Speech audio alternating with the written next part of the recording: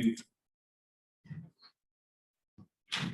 I've lost track whether we should have a mask, not have a mask, 6 feet apart, 16 feet apart.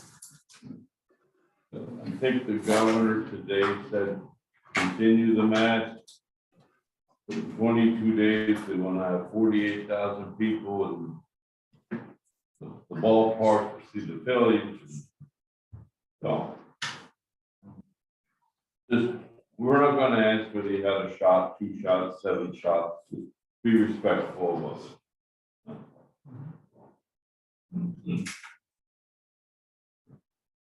Okay. This meeting is being held in person and live via Zoom. I don't believe that Heather Smith, I don't believe she's in attendance this evening. Heather is, I don't even know, Chief, the word is resigning or retiring, because she has some 30 years. I think it's probably resigning, but I think she has a new adventure. I think after so many years, we started here in '89. What's that? Can you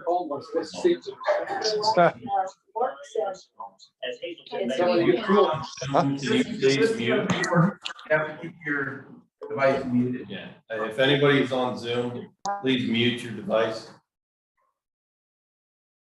I think we took her. I'm sorry. Okay. Anyway, she's been here since 1989. And I think she was ready for a new challenge, a new direction, and better. So we do wish her very well and thank her for her years of service. Mr. Evans, if I may. Yes, sir. We were going to present, and I will present Heather with a plaque. So it's presented to Heather Smith, East Cocalico Township Police Department Office Manager. Thank you for 32 years of dedicated service. Best wishes in your future endeavors. I can say working with Heather for the last 24 years that I've been here, she was a tremendous asset to the department and will be sorely missed. Very good. Thank you, Chief. There was an executive session held on April the 11th between myself and RC. It lasted about 20 minutes, and it was to discuss some legal issues. So that was it. Past meeting minutes approval. One of our eagle-eyed people here caught a incorrect date in the April 15th minutes. And so that has been changed, amended, if you will. And I would ask for a motion to accept the amended version of the April 15th, 2021 Board of Supervisors minutes. Yes, I'll make that motion to accept the amended meeting minutes from April 15th. I second. Discussion. All in favor, say aye. Aye. Opposed, same sign. Motion carried. Next, we have the Thursday, May 6th, 2021 Board of Supervisors minutes. Do I hear a motion? I make a motion to approve as presented. Second, discussion. All in favor, say aye. Aye. Aye. Opposed, same sign. Motion carried. Just to give you an idea on how important these minutes are, the bonding company that the township uses is I don't know if the pandemic brought it on, or I don't know. But they want 2 signature checks. And they wanted to see that I'm officially the assistant treasurer, 42 minutes. And we are going to be putting another step in our bank deposit runs, so that the person who prepares the deposit is not the person who takes the deposit to the bank. And secondly, the deposit will be prepared, placed in a locked bag, key removed. Someone else will take the locked bag to the bank, and the bank has a key and they will open it. So we're trying to put some more safeguards or whatever. They weren't necessitated by anything other than our bonding company saying, we'd like to see these extra steps. That's what's happening. All right, I'll second everything you said there. I couldn't have said it better myself. That's kind of the listing of the issues that the bonding company required or requested, I guess. And so we're meeting them. Little things, but anything to keep it all out in the open and straightforward. Yeah, keep it clean. Okay. We're down to land planning engineer, Red Run exhaust. All right, I'm Casey Kirchner here tonight representing Becker. Red Run Exhaust of Greentown, just to jog everybody's memory, it's been quite a while since we talked about Red Run. It is the proposed construction of an 11,000 square foot auto repair facility across from the, I'll say, Ephrata Redner Quick Shop access drive. We'll have public water and sanitary sewer. If the board remembers, way back on October 15th, 2020, the board did grant conditional approval.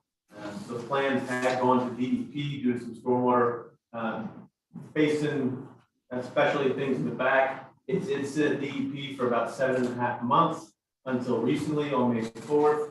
The applicant was able to obtain their MPDS general permit. So again, the board did grant this project conditional approval back on October 15th, 2020. We were all simply waiting for DEP and some PennDOT stuff to get resolved. Finally, that's all been taken care of. The township had previously received and processed alert application for the project, and the township solicitor is currently working on the IGA and the stormwater management easement agreement with the applicant. That being said, let's go through the motions with some further questions.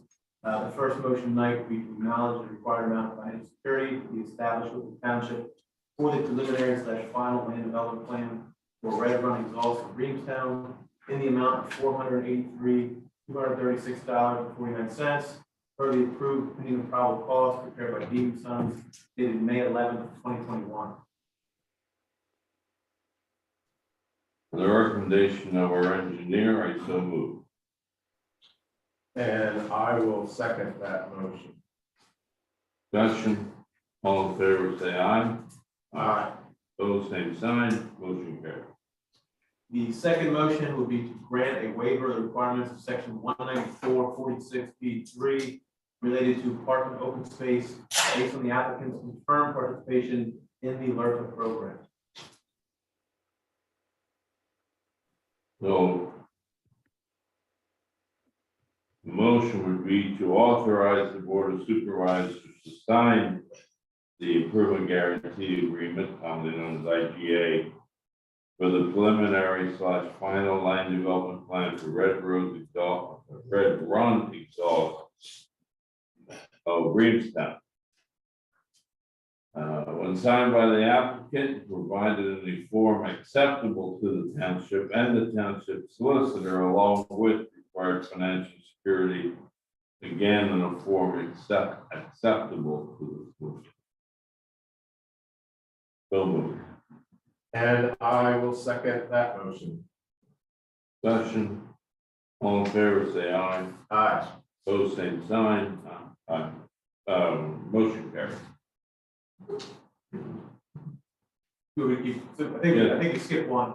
There was a motion No. between those to grant the waiver. Motion to grant a waiver of the requirements of section 194-46.b, subparagraph 3, related to park and open space based on the applicant's confirmed participation in the LRTA program. I so move. And I will second that motion. Discussion, all in favor, say aye. Aye. Opposed, same sign, motion carried.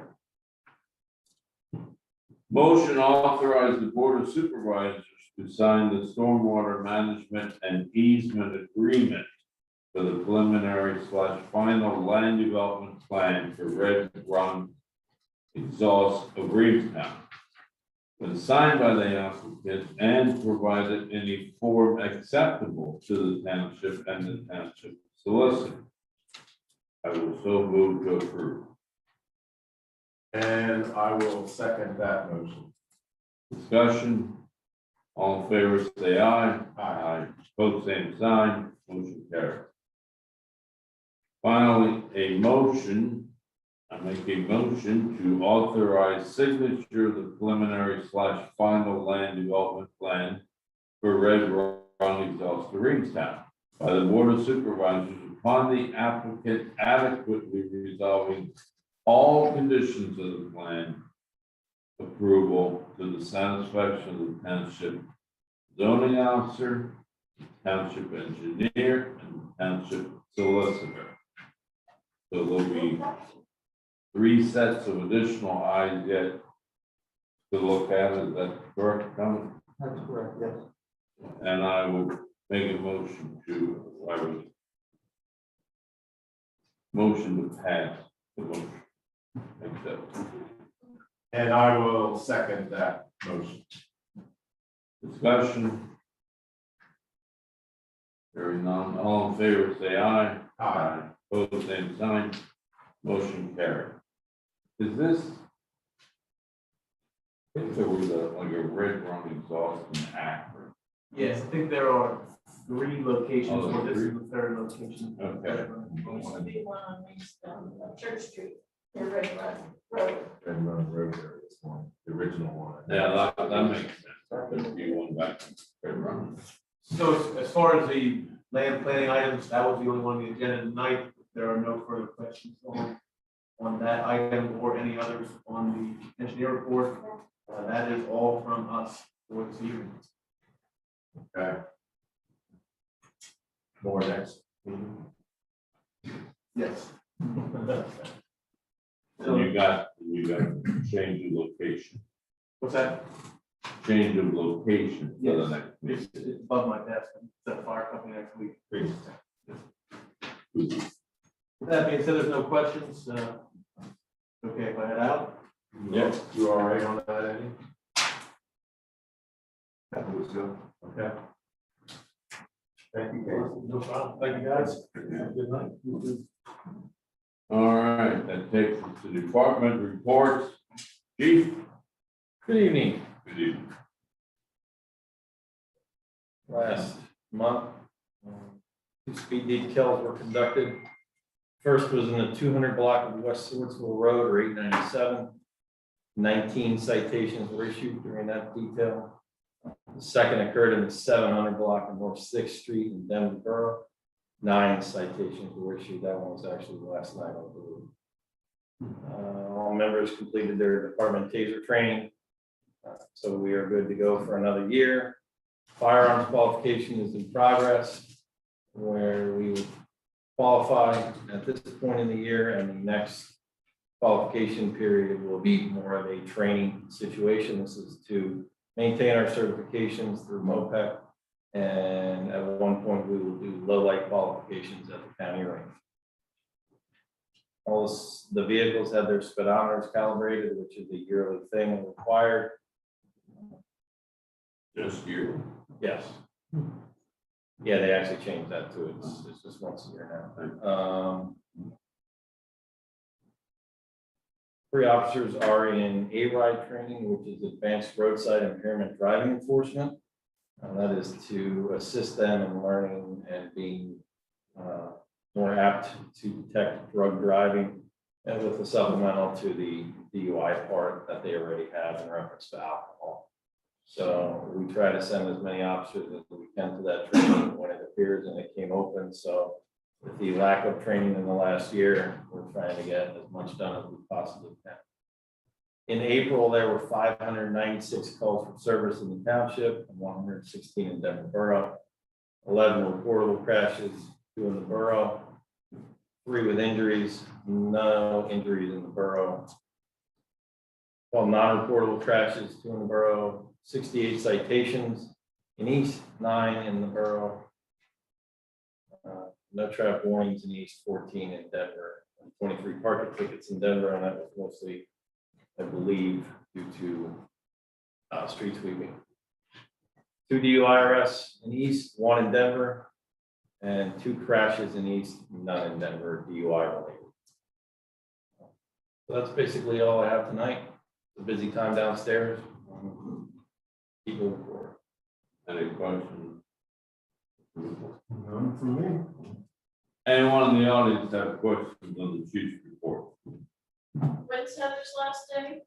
It would be official last day in the building, I think is Tuesday. Correct. Very good, thank you. Moving on, zoning officer report. Yes, good evening, everybody. Gentlemen, you should have a copy of my report. Another busy month in the zoning department. We had 48 new applications, 56 permits were issued, 13 reviewed, 27 for pickup. Those permits included 9 new single-family dwelling units permitted in that month. We had 14 certificates of occupancy issued and 4 false alarms under the alarm ordinance. I did have 3 cases in the month of March. 4 cases in the month of March for the zoning hearing board. First case was Tech Construction was looking for some variances concerning properties on Bruins Grove Road. We did receive those variances were granted with conditions. The second case was Translators Cottage looking for a special exception to doing Airbnb, VRBO type use in a residence there. That was granted with conditions. The next case was Reinhold Properties, which most of you will know as Sturdy Building over there on South Money Creek Road. They're doing some renovations and some expansion on their facility. They needed several variances on that property. That was granted with conditions. And the last case was Mr. and Mrs. J. Manwiller over on Scenic Drive, looking for a special exception to do in-law quarters at their residence, and that was granted with conditions. Another thing to highlight, the Wabash Landing development is moving along pretty smoothly, and we're in the process of, engineers are in the process of approving the second phase of that development. That's keeping us hopping there with new addresses and all that related paperwork. Just to keep it short and sweet, if you have any questions in my report, I'll be happy to answer. Very good, thank you. You're welcome.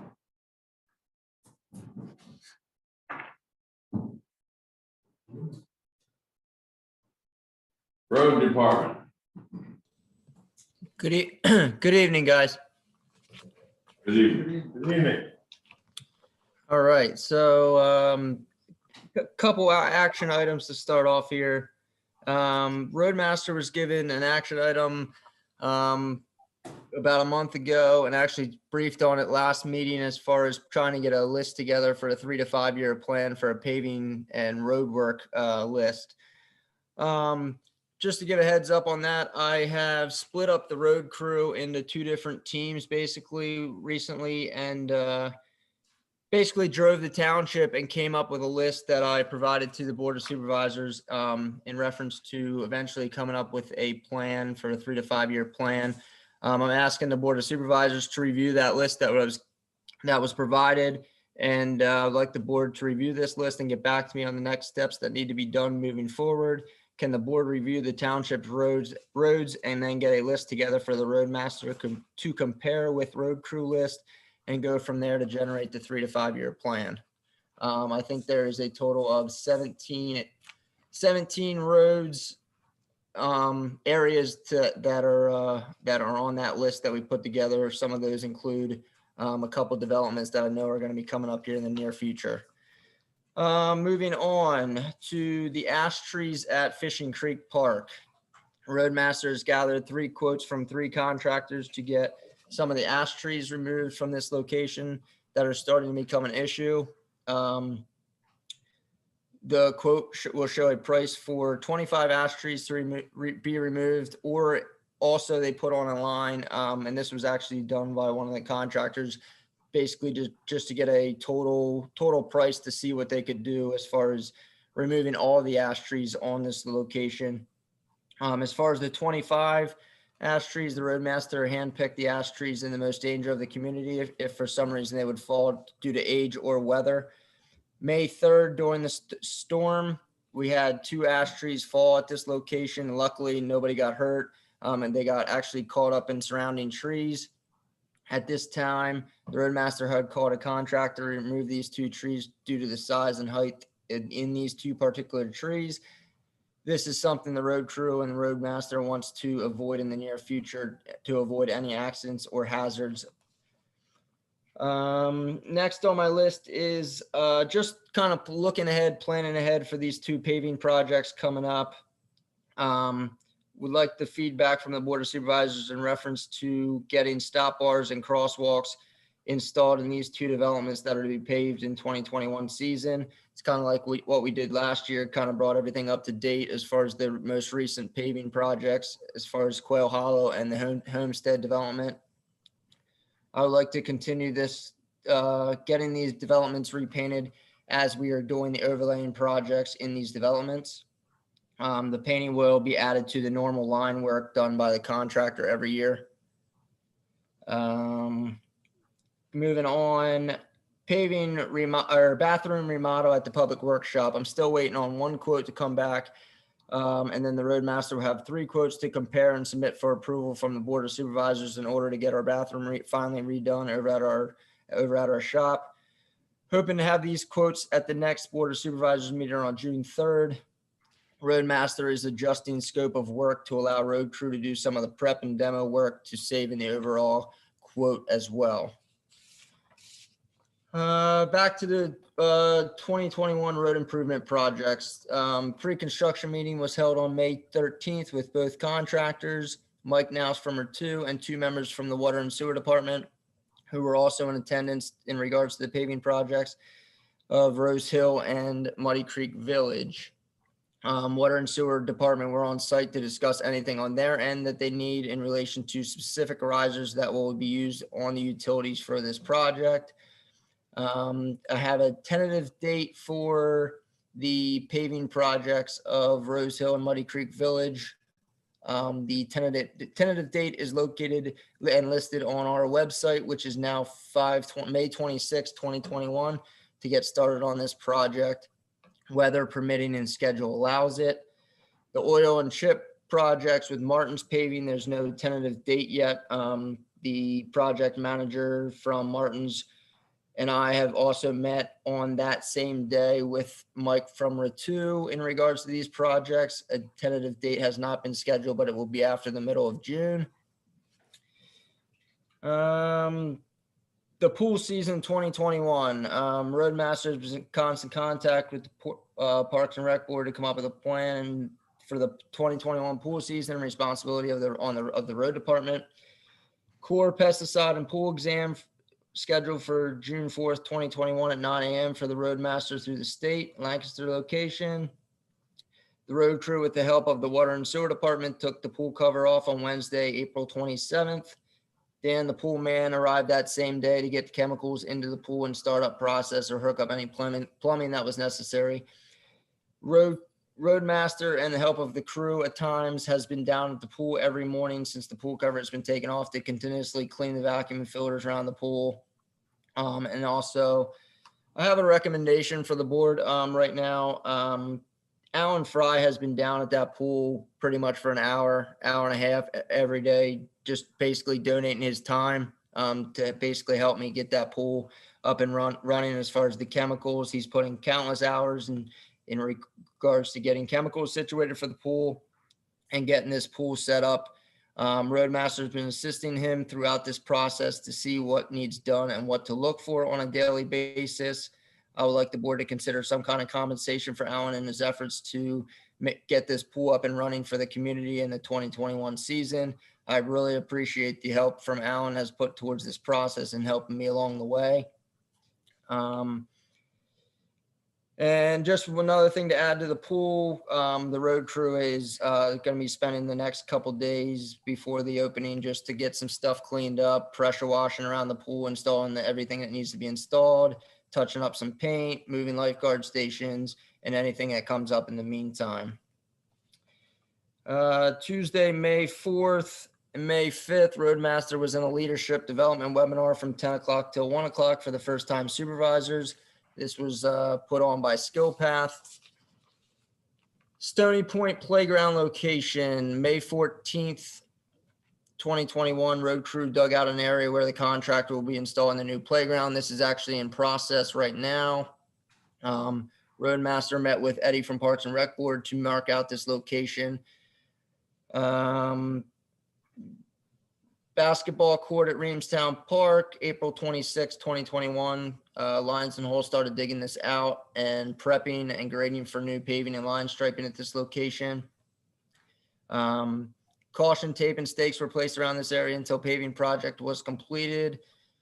The paving of this project occurred on May 18th, 2021. And line striping of this project will actually be done tomorrow, Friday, May 21st, 2021. Week of May 10th, stream bank project at 100 Hill Road. Road crew removed 2 trees from embankment to allow area to be prepped and dug for proper slope needed for this work. I think Ken will probably add to this a little bit as far as the stream bank project with his report. Road crew seeded the embankment as well as properly matted this under the direction of Ken McCrae. Soil that was dug out at this area was placed at our Woody Waste site and properly bordered with silt sock installed by the road crew. And I just have a couple last things here to add from previous meetings. Poison ivy at the old Homestead Park behind the playground and basketball court. Road crew will mow this area with the blue tractor until the road crew member is licensed to spray and will do so at that time. This was mowed for the first time on May 18th, 2021. Same thing, kind of the island at Rose Hill development. Road crew will hand pull weeds at this location as we notice them until a member is licensed to spray this island as well. In reference to the East Cocalico Township sign on 897 near the Rose Hill development, this sign is on a state road and is a PennDOT sign. Roadmaster contacted PennDOT on April 16, 2021 and put a change or a work order in for this. And I just drove by yesterday and still nothing has been changed out. Last May 18th, 2021, first round of roadside mowing began with the blue tractor. Okay, thank you. Yep. Let's go back over a couple of these items. Yep. Where at Homestead, behind the playground, Yep. where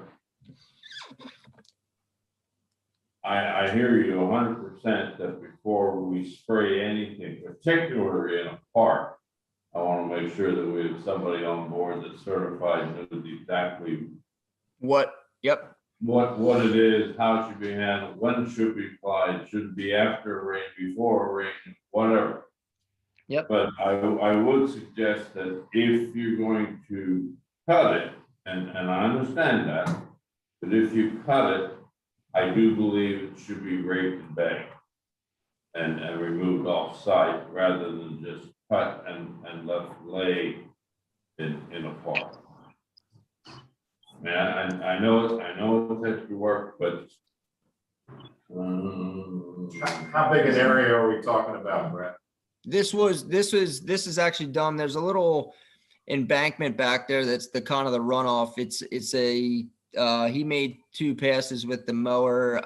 You're looking at maybe a maximum of 8 feet in width wise. And the stuff was, it's the wooded area back there.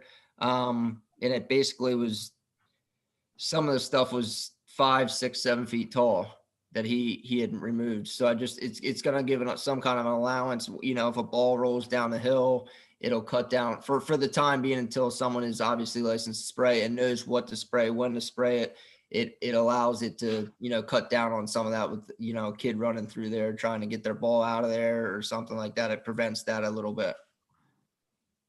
It's along a tree line too. Is it along a tree line, Brett? Yeah, there's a tree line right there. Yes. There's a, yep. I was spouse that if she's in the same county. Yeah. Little kids go range for Right. terrific, terrible experience with it. Okay, regarding the 17 roads, I'm gonna make a motion that we table it for now because I would, and I'm sure Mr. Mitchell would like to, you know, go out and, you know, take a look at them. Are these prioritized? I mean, they're not alphabetized, so are they prioritized in your idea, your mind?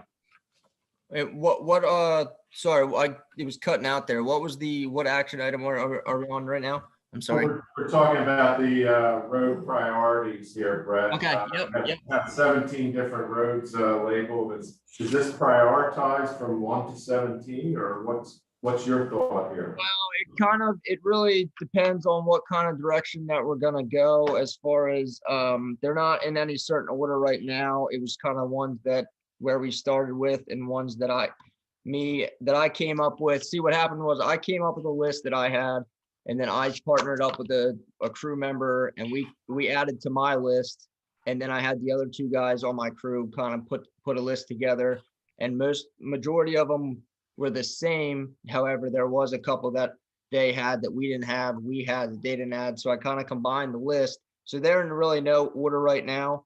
But like I said, it really depends on the direction the township kind of wants to go with some of these bigger developments that are going to need it in the next couple of years, or in the very near future. Because with the specific, the Meadowbrook development, I mean, they have the water and sewer project going on right now, so that's going to push that back a few years to allow settlement for that. But yeah, this is really in no certain order. It's the Okay, that's what I'm searching for. Yep. So I would like this opportunity, I guess, to go out and look at them, and drive them, et cetera, et cetera. Yep.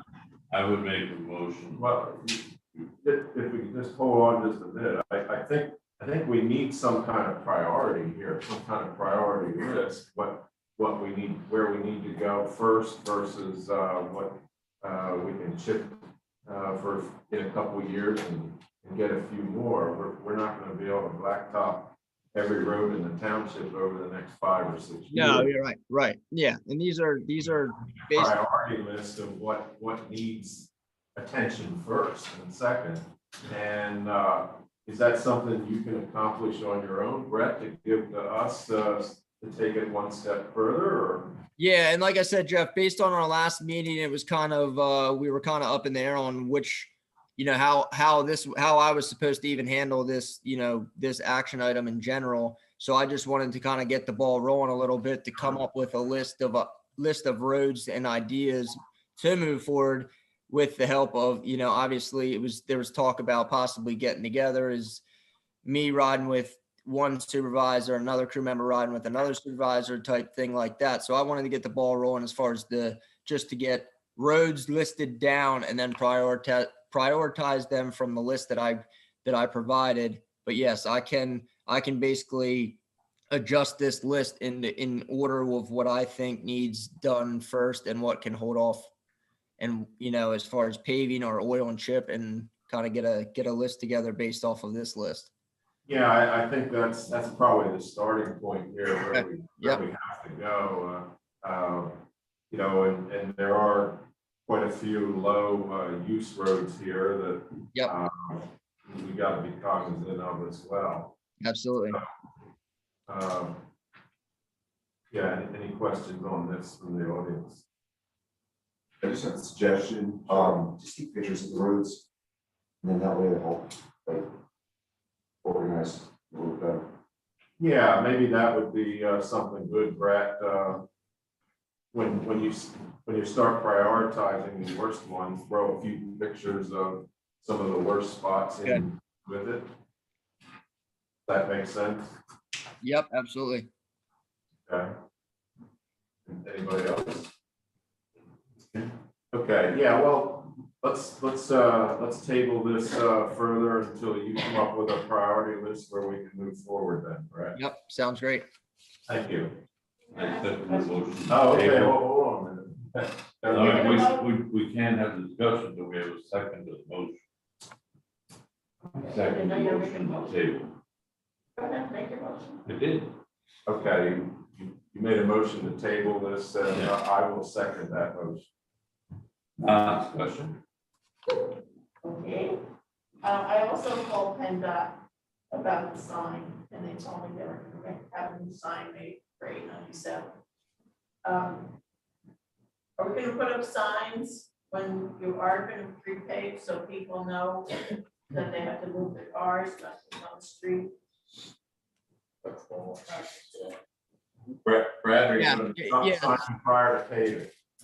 Yeah, so when we had the pre-construction meeting with the contractors, they are putting out no parking signs and 24 hours in advance on basically within the yards of the basically he told me every yard it will have, or every section will have no parking signs, and will give more than 24 hours in notice to not park on the street. And then as far as the entrance, they will handle all of the traffic control, and signs will be posted out at the intersection there at Rose Hill, in reference to Rose Hill. You know, if they're gonna do the whole thing in a couple of days, or if it's gonna be a week, or No, if June, if I had to guess, and this is based off of my experience, I would say between two. I mean, it might be one real long day, or two decent long days. I would have to guess that they are able to knock that out over there with the couple streets that are in there. okay. And As far as, and I will have the website basically updated as to when the exact date is, and I will have that done so we can, notify as many people as we possibly can on the exact date. thank you. Thank you. Call for the question. All in favor, say aye. Aye. Aye. Pose same sign. Motion to table. Now your next question was on Bill. Oh, okay, I thought I saw your hand. We're still on the roadmaster report. We don't. Right. Sorry, guys. It was a little lengthy this week.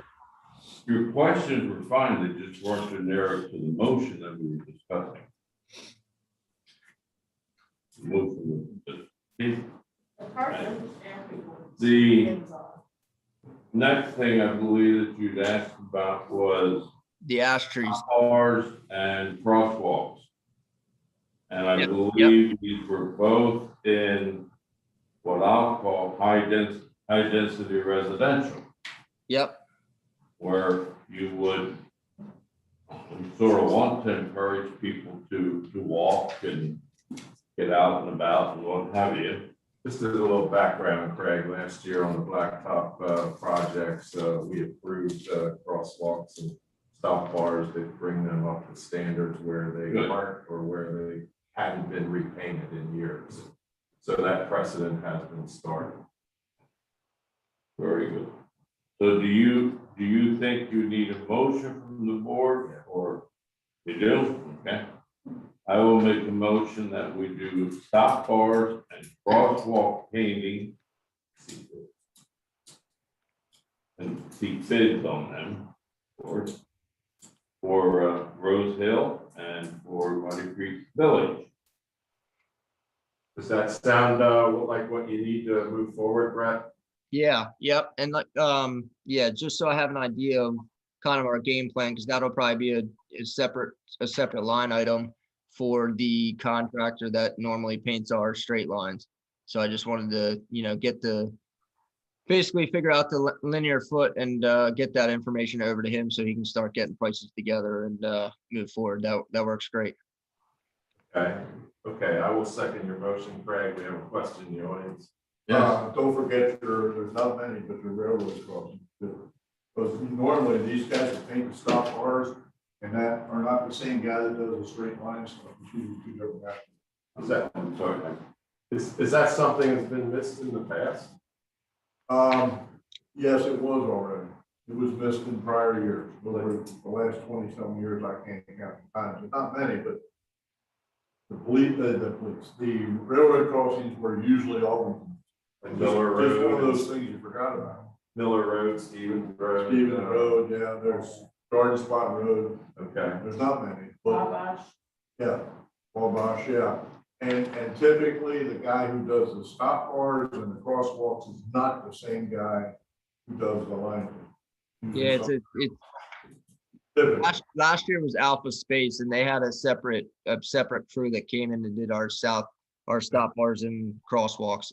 And I think the straight line guys did some night work and stuff like that, where our stop bars and stuff, they came in during the day, so it was a different crew for sure. all right, well, you're aware of that then, correct? Yeah, yep. Good. Okay, Any other discussion? Call for the vote, all in favor, say aye. Aye. Aye, motion carried. Opposed, same sign. Motion carried. Thank you. Well, we've got trees. Oh, yeah, sorry. We have. The ash trees, yep. Is there any value to the ash lumber?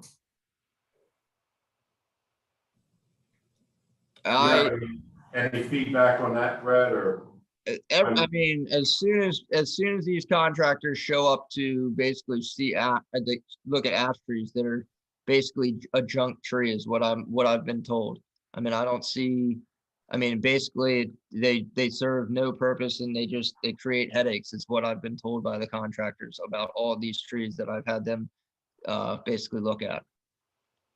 It's been my experience, Craig, when an ash tree dies and been dead for a year, the wood is virtually worthless.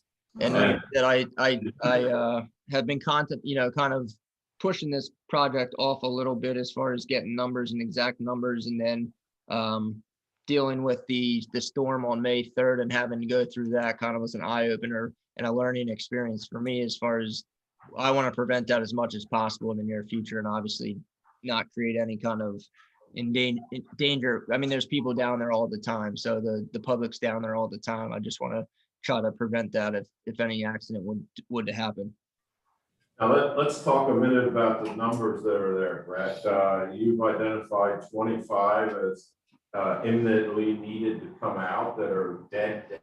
Is that the way we're understanding it? So that's the number that I kind of came up with, and like I said, those 25 are basically basically around the parking area where they would be parking their cars, or walking through the tree line to get back to the benches that are back there, or standing on the side fishing. They're in the most trafficked area down at that park. And you have 67 here. 67, Jeff, is the total number of ash trees down there. And that was actually just a suggestion by one of the contractors that came out to basically say, hey, if I give you a number for all of them, I can probably beat the number for, having me come out multiple times since I'm out there. So with that said, I said, yeah, that's fine. Just give me a number for, for that. So when I got the other two contractors out there, I had him do the same as well, just to kind of see what that price difference would be and see kind of where we are at numbers wise. If they're 67, how many does that leave after they're out? I mean, I didn't know there was a whole lot more Well, there. There's still a good amount of trees. I mean, like I said, I think I would really like to ask for the, at least 20 or 25 trees to come out of there. Like, for now, I think the 67 will be a drastic change and drastic, makeover of that area. And some majority of them are probably not ready to come down or not need to come down. But like I said, the 20 to 25 trees would be sufficient for right now and eliminate the headache for a long time down there. Well, looking at your three bids here, there's two of them have 25 trees labeled and the other one has 20 to 25. So, how many are marked? 25 are marked with ribbon. Okay, all right. Yeah, when they're that dead and they're starting to break off and, we're pushing our luck if we think somebody's not gonna get hurt there, we need to get those 25 out, I would say. Ken, you've been down there a lot. Do you have any input on what you see? Well, the only comment is a lot of the dead trees are huge. They're ones that are out adjacent to the power line on the major line that runs through there.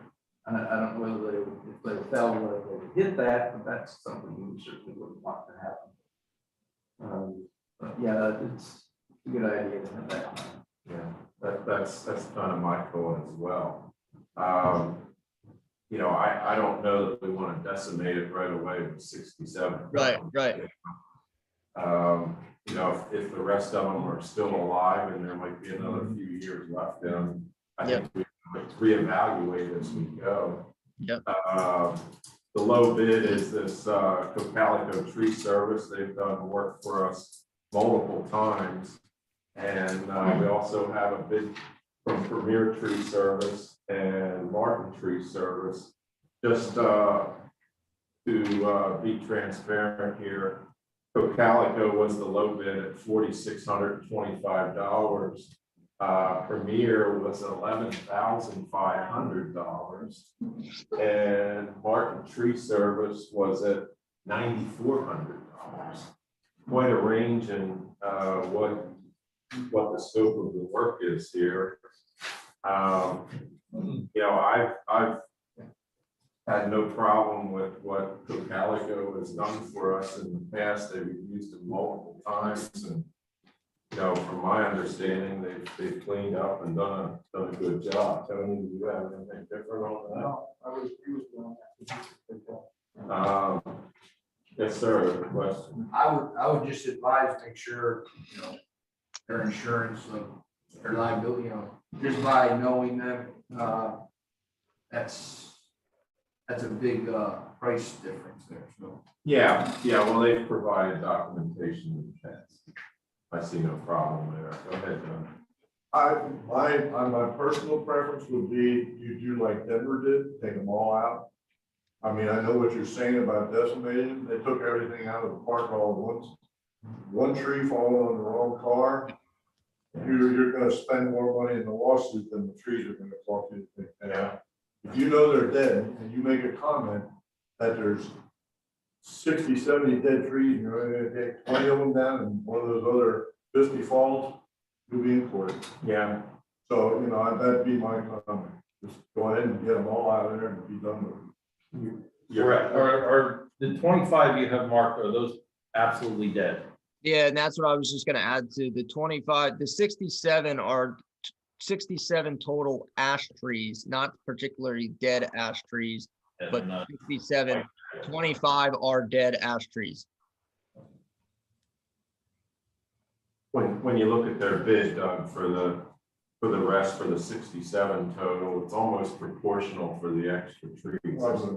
There's not really a premium in, we Stay in there. Yeah, I mean, even for fall, you decide that they gotta come out. I don't think there's gonna be a whole lot price difference in right now taking them Well, off. that's fine, I just wanted to. No, I appreciate that. June, any? Second, with stump removal also? No, just. No, that's no stump removal.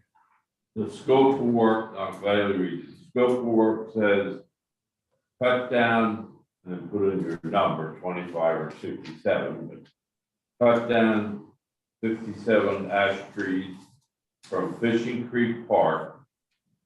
Clean up all wood and debris. Does not include stump grinding.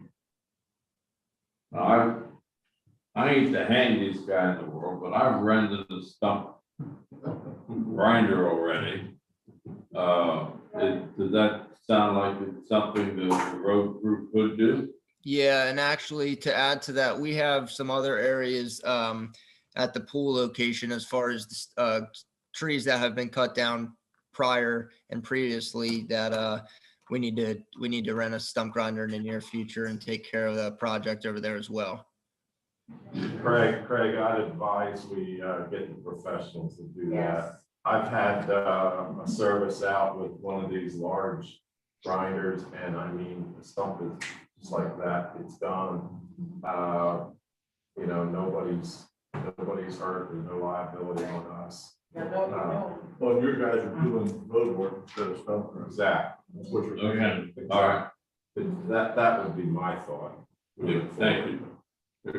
So, yeah, you know, when they don't get too aggressive, they just take the top off and throw a little bit of dirt there. It doesn't take them long to go through a whole bunch of trees. So, yeah, I guess it would be my thought, let's get the trees out of there first and then evaluate. Got a motion? June again.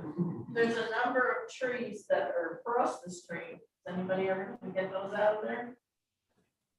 Sure, does the park go across over there?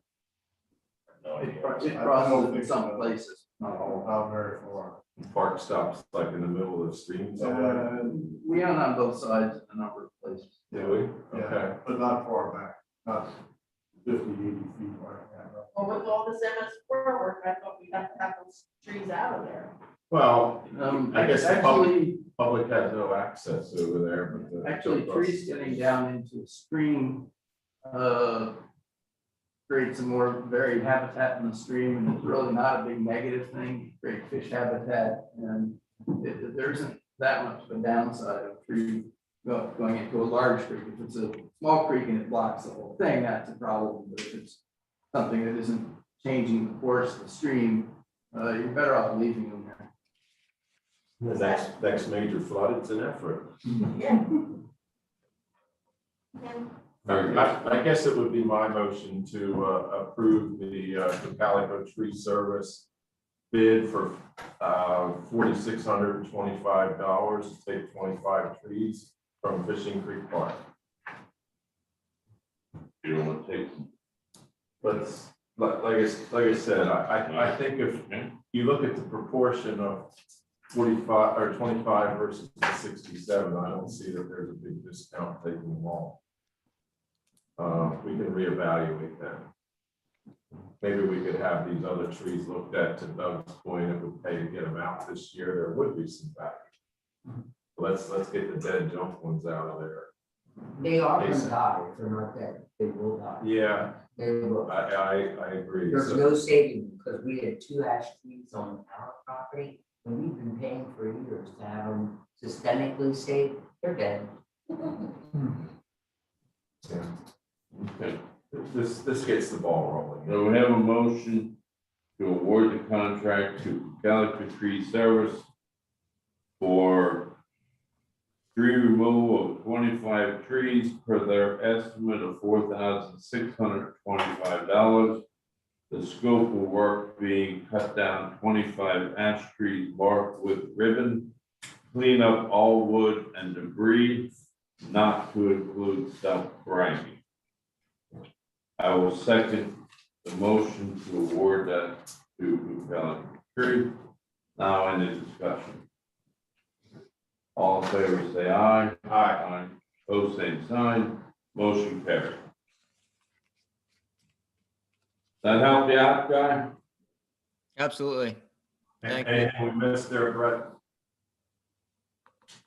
I think the chief might be addressing the pool. Yeah, we'll talk Yeah. about that. Situation, so we've got that covered, Brett. Okay. Very good. Yeah. Howard, hey Brett, Yeah, you still there? yes, I am. Hey, question for you. The former manager, Penny Pollard, had made a reported, I shouldn't say made, she reported on August the 26th of last year that you had filed for your Class CDL Class A license. And Filed after you- for it? Pardon? You say filed for it? That's what she said. I have the minutes with me. She said on the 26th of August that you filed for your Class A CDL license. So I guess it's like a three-part question. Did you or did you not? Doug, I'm gonna be honest with you. I have been studying for it, and I've said it numerous, I think, a couple times during a meeting. I have worked with another, so it's me and one other crew member that do not have our Class A CDL. We are studying for our Class A CDL. I'm not basically signed up for any kind of testing or anything like that as of right now. I'm concentrating on the pesticide and the pool license as of right now, and then I will concentrate on getting my Class A CDL. But at this time, I do not have or any date set up for my Class A CDL other than having my book and looking over my book and taking some practice exams online for the, for the Class A.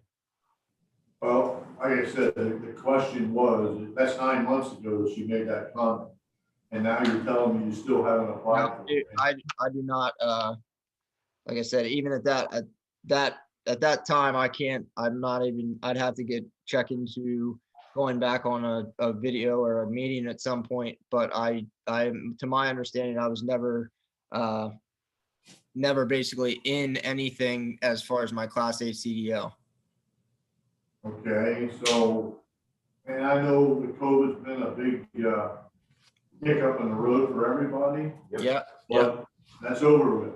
Yep, absolutely. Doug, I agree with you 100%, and I will.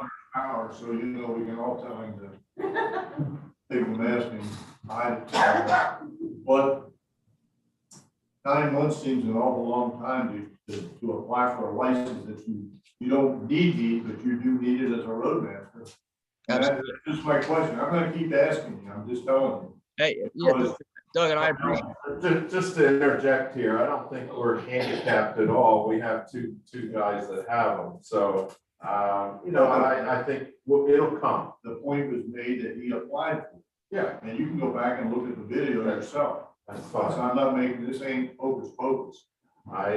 So hear you. there's a crack in the dam here somewhere. All right, we'll get there. And after you do get that permit, you only have 6 months. To You get- start 6 months, so you gotta get your act together. Because if it takes you 9 months, you're gonna be applying again. Absolutely. I agree. We'll get there. Thank you. Mhm. Yes, Could you let me know when you're gonna spray the island at Rose Hill, just so I can notify the lady who's supposed to be, so she doesn't go down there and do it? Yes, I can do that. Yep. And like I said, my testing is June 4th. They typically say 4 to 6 weeks for results back from that. So as soon as I get results back from either myself or my crew member and go to do that, I will let you know. Thank you. Thank you. I think it's on your list to pay attention to if there anything need to be pulled in the meantime, right, Brett? Absolutely. Yep. Thank you. very good. Next item. MS4 stormwater. Yes. Okay. First, going back just a little bit, as we take out all these trees, we should probably put together a program to get them replaced. We're getting towards having a park, so that's too many trees. It would make sense to do that, and when you replace them, don't replace them all at the same time, so if something happens again, it's probably will lose all at once. Good point. Okay, on to MS4 stuff. The first item there is the grant that I'm applying for the Roseville Basin retrofit. Part of our Messer pollution reduction project. There are two items. One, there's a resolution which needs to be passed. And I believe you have copies of that. And so that needs to be voted on and signed. That has to go into the application. And the other one is there's a matching funds commitment letter that we need to approve and needs to get signed. The total cost of the project is roughly $37,600. And there's a 15% match required from that, which works out to roughly $5,600 on our part. And it's already budgeted in the MS4 account. Okay. So Do I have that letter? you should, I have the resolution, but Sure. said there was. you should have it on. Sure. I didn't know that. Sure.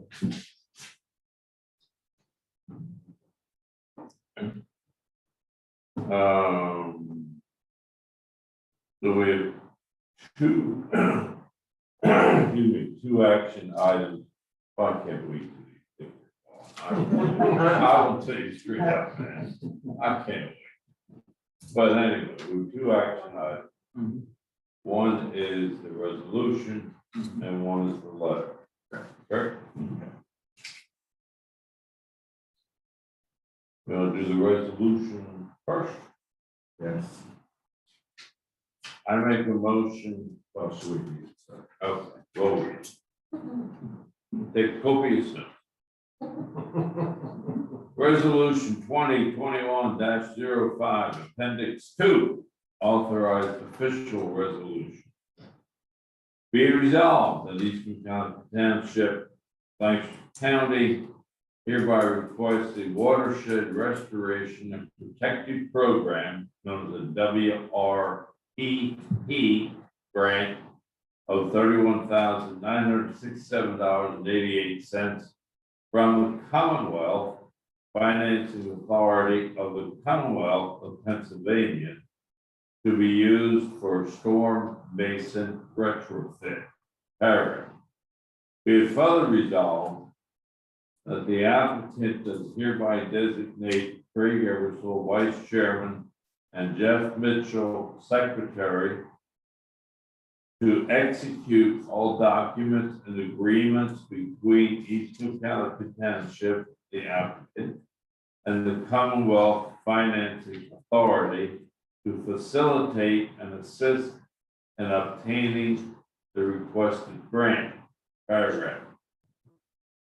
I, Jeffrey Mitchell, duly qualified Secretary of the Board of Supervisors of Eastern County Township, Lancaster County, Pennsylvania, hereby certify that the foregoing is a true and correct copy of a resolution duly adopted by majority vote of the Board of Supervisors of Eastern County Township and has been recorded in the minutes and remains in effect as of this date. In witness thereof, I, in this case, meaning Jeffrey Mitchell, affix my hand and attach the seal of Eastern County Township this 20th day of May, 2011. 21, I hope. 2021. Thank you. Time flies. I'll put my glasses on. Get out. Okay. So I would make a motion authorizing Jeffrey to sign resolution 2021-05. And I will second that motion. Discussion. I'll comment that that was a fill in the blank one. And it kind of didn't, it's very hard to make it make sense. It's almost written for an individual rather than municipality, so there's a little, the wording's a little strange there. We have it right. That's all right, it works. All in favor, say aye. Aye. Aye. Opposed, same sign. Motion carried. Thank you. Next, we have a letter, and this is on East Cocalico letterhead. Today's date, May 20th, 2021, match commitment letter, watershed restoration protection program grant, Rose Hill Development, basis retrofit, East Cocalico Township, Lancaster County, to whom it may concern. East Cocalico Township will provide the required 15% match of the $37,609.27 total project cost, and the match will be in the amount of $5,641.35 in the form of a payment from the township's MS4 budget. Sincerely, Craig A. Eversole, Vice Chairman, East Cocalico Township Board of Supervisors, CC the township files. Do I have a motion? Yeah, I'll make a motion to approve, that, Letter. I will second that discussion. All in favor, say aye. Aye. Aye, opposed, same sign. Motion carried, and I am now signing it. Okay, thank you. Next item is the County Run Stream Project. And brought some illustrations along. The road crew did the excavation work. That's time lapse. They're really good. You weren't out there all day taking these pictures. No, it's on a tripod. Tripod. Set it and go. Yep. Are you gonna create any deep pools where the fish can maybe live? Actually, we're not changing the stream channel. We're just working on the stream back. Alright. A couple still shots. This is the side of the stream facing the township building. This is the stream right out that direction at the bottom of the hill. And you can see in this area here, what's happening is the bank eroded and big sections of the bank actually fell right into the middle of the stream and are slowly washing downstream. And so to keep this from happening and the erosion, that's what it looks like from the stream side. That from the top of the bank down to the water lines, 3.5 to 4 feet. So there's a lot of soil leaving that site. And that's what that same area looked like after the excavation was completed.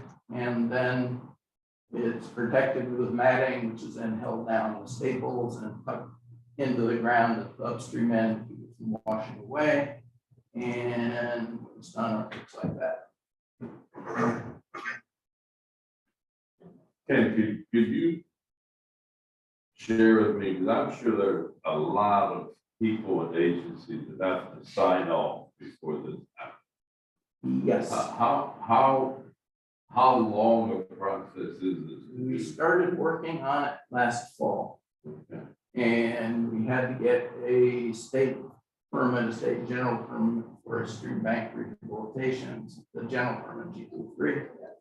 And we finally got that around January, and then to plan all this and get everything in line, took until basically last week. Get this going. It took 3 days, not full days, but 3 days of field work to complete the project. And it came out pretty well. Well, now we need some light rain, so that the grass you can see we put down is going to come up. It's planted with actually 2 different things. One is just a fast growing rye seed. Right. And the other is a special native grass wildflower mix, which gets seeded on at the same time. It takes a while for that to get going, so you plant the other stuff, so you get the bank protected right away. But over the next year or 2, it'll transition to native grasses and Will wildflowers. overcome ryegrass. What? They will overcome ryegrass. It's an annual, so at the end of the season, it dies off. And next year, Okay. the other seeds from the perennials, the other plants we're putting out, perennials, they'll take over when they die. Questions on that project? Good, thank you. Is there one other? Fishing Creek wildflower. Yes, just a quick comment on that. The area in Fishing Creek that we're turning into a meadow was sprayed for a second time a little while ago, like 3 or 4 days ago. And we have, they're called pollinator plugs. They're small pollinator friendly plants. They're getting planted, that are coming in. We've got 650 of them on the way. They were donated by an organization that does this for pollinators. That process is going to be taking place next week on the 26th and 27th, which I believe is Wednesday, Thursday. And if anyone would like to help us plant some wildflowers, you're more than welcome to come join us. I did Put all ours down. I did it once and we ripped it all up. Big area. Yes. Try again. Yep. And one other last thing is I'm now going to be starting on the EMP inspections, best management practices, the stormwater basins and stuff in area 3, of which there are nearly 50. And so I sent letters out to all the basin owners, notifications, and we'll be starting those as I start to hear back from people. And area 3 is what's kind of. Area required 3 in the town. is west of 272 and south of the turnpike. And our MS4 calendar year runs through June 30th. So, So it basically runs Denver Road going out. Stevens there. correct, that area is in that section. Will you let us know if township should be at least sending a thank you letter to whoever? Or whatever agency. Yeah, right, there probably should. It's the Chesapeake Bay Foundation provided the trees for our riparian buffer. We're converting an area of what's currently mowed lawn to riparian buffer. We went out and looked at it this morning, and about 85 trees and shrubs that we planted, one died. The other 84 are doing quite nicely, so we're extremely lucky. Silly that kind of bad, I would keep doing. Yes. Okay. Anything else for Ken? Answer the question. Very good, thank you, sir. Mhm. Thank you. Financial Administrator report. There she is. Good evening, everybody. Good evening. Evening. So tonight I have to present to you the budget status report and also the balance sheet for the general fund, so you can see the cash balances. I don't really see anything exceptional on any of these reports. So if you don't have any questions, I'll move on to the next item. Yes, Just one question I have, Judy, Yes. on your budget status, earned income is at 31.3%. If you divide the 12 months into 100%, that turns out to be like 8.3333 per month times 5 should be around 40%. But the local service tax is at 75% collection. I don't understand that. I'm just curious. Well, earned income comes in at the end of the month. So I would say that May is not in the earned income money yet. So that's actually 4 months, not 5. Okay, well, that'd be even worse then. Well, no, you're right. Yeah. But And the local services tax, we budgeted that low because we had some concerns about whether the DCED would find that the taxes should be paid according to the location that you worked at, which with a lot of people working from home, some of that money might have shifted, but that did not occur. So we will probably be over budget on that line. All right, and I do have one more. Under license / franchise, does that include the Blue Ridge Cable franchise fee? That is that fee, yes. That's the only thing that goes in that line. Well, and there again, that was only at 25% for the year. Yes, we only received one receipt from them so far this year. They do pay us quarterly, but that we have just seen one receipt so far this year. And thank you, you reminded me of that. They used to pay it monthly, but then they changed it quarterly. You're right. Thank you. Thank you. To the point on the LST, you know, all you gotta do is look by UGI's parking lot and it's empty, you know, everybody's working at home. And I remember that comment, they weren't sure they were gonna tax it if you're Yeah. home or versus. Right, right. Exactly right. Go ahead, Judy. Okay. So the pool receipts have started coming in. And at the end of last year, we moved balances out of the pool bank account and into the general fund. Our goal was to keep the balance at $75,000. Now with receipts coming in, that balance is starting to build again. And I'm looking for guidance on how often you would like that money transferred from the pool account to the general fund. The money coming into this bank account is from credit card online receipts for pool memberships. So I have no control over the money being deposited into that account, but I can certainly transfer it to the general fund at your pleasure.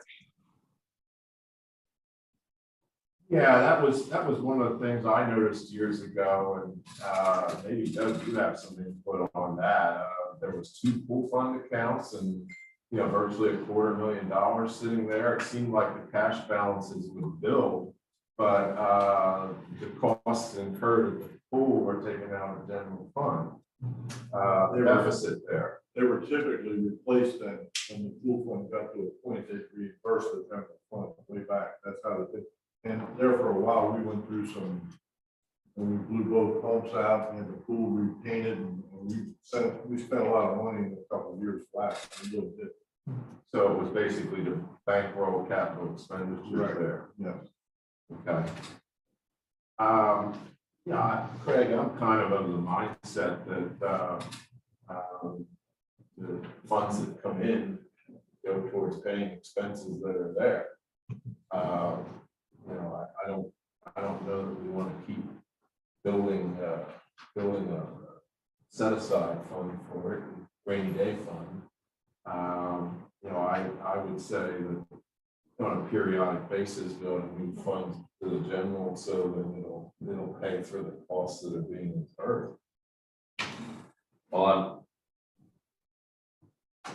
I am in favor of rainy day funds in some areas, because every now and then it really rains a lot.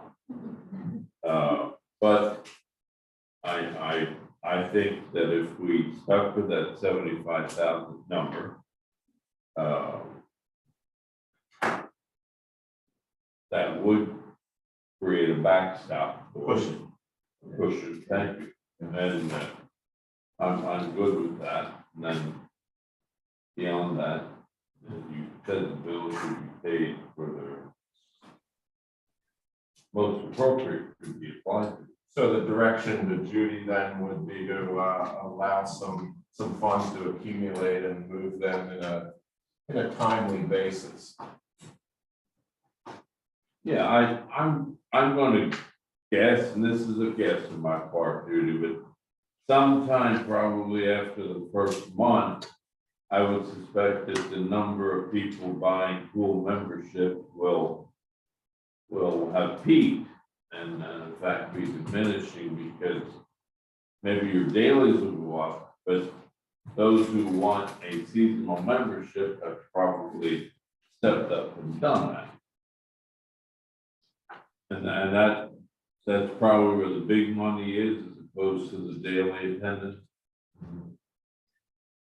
We didn't have dailies last year, so it's hard to say what amount that's going to be. We do have 15,000 budgeted. I could certainly put the daily money into the general fund rather than into the pool checking account. And that could be a way to keep the balance from getting too high. I think that's a good suggestion. Yeah, yeah. I think that's a fine suggestion. Do you want motion for that direction, Judy? I don't know if a motion is needed. I'm just looking for direction. Is that what you want me to do? Put the daily receipts into the general fund? Yeah, it makes some sense to me as long as you keep it, As long as you can track labeled it. correctly. Right. And then after the memberships slow down, then we can decide if we need to transfer money or leave it where it is. We can look at how big or how little that number is at that time. Okay, that sounds good. Okay, the next item I have is a request from the tax collector. It's to exonerate a street light tax that was billed. I'll just read you his letter. Board of Supervisors, in preparing the 2021 tax bills, an attempt was made to update our tax records to reflect new street light and fire hydrant taxes for parcels added to our rolls sometime since the last update occurred on or before 2018. As an example, parcels in the Heatherwoods complex located adjacent to the township building have both street lights and fire hydrants, but have previously not been assessed a tax for those services. Inadvertently, the farm across the street that borders Hill Road, and he gives a parcel number, was assigned a streetlight tax. This tax increased the bill by $2,517.62. The home address is 136 North Muddy Creek Road, where no streetlights are located. I am requesting an exemption from the streetlight tax. If granted, a refund check will need to be issued and sent, and then he gives an address. So this taxpayer has already paid this tax. He wanted to get his payment in before the discount period ended. And of course, the bill had all his other taxes on it. So he doesn't get any benefit from the street lights. He has 2,000 feet of frontage, which is what the tax is based on. So his tax bill increased by $2,500, and the tax collector is asking for an exoneration and for this to be refunded. Do you have that letter in your hand I do, yes. and it's signed by the tax collector? Yes. All right. And basically he's saying that either whoever created the bills or however they were assigned, this bill of over $2,000 was assigned to a property that has no street light. Well, it does have street lights, but according to the rules, it should have been charged the tax. The issue is the frontage of the property is a farm field. Okay. It's all in one parcel. So the street lights are in the proximity to get the tax, but the house is at the back of the property and doesn't really get a benefit from the street light.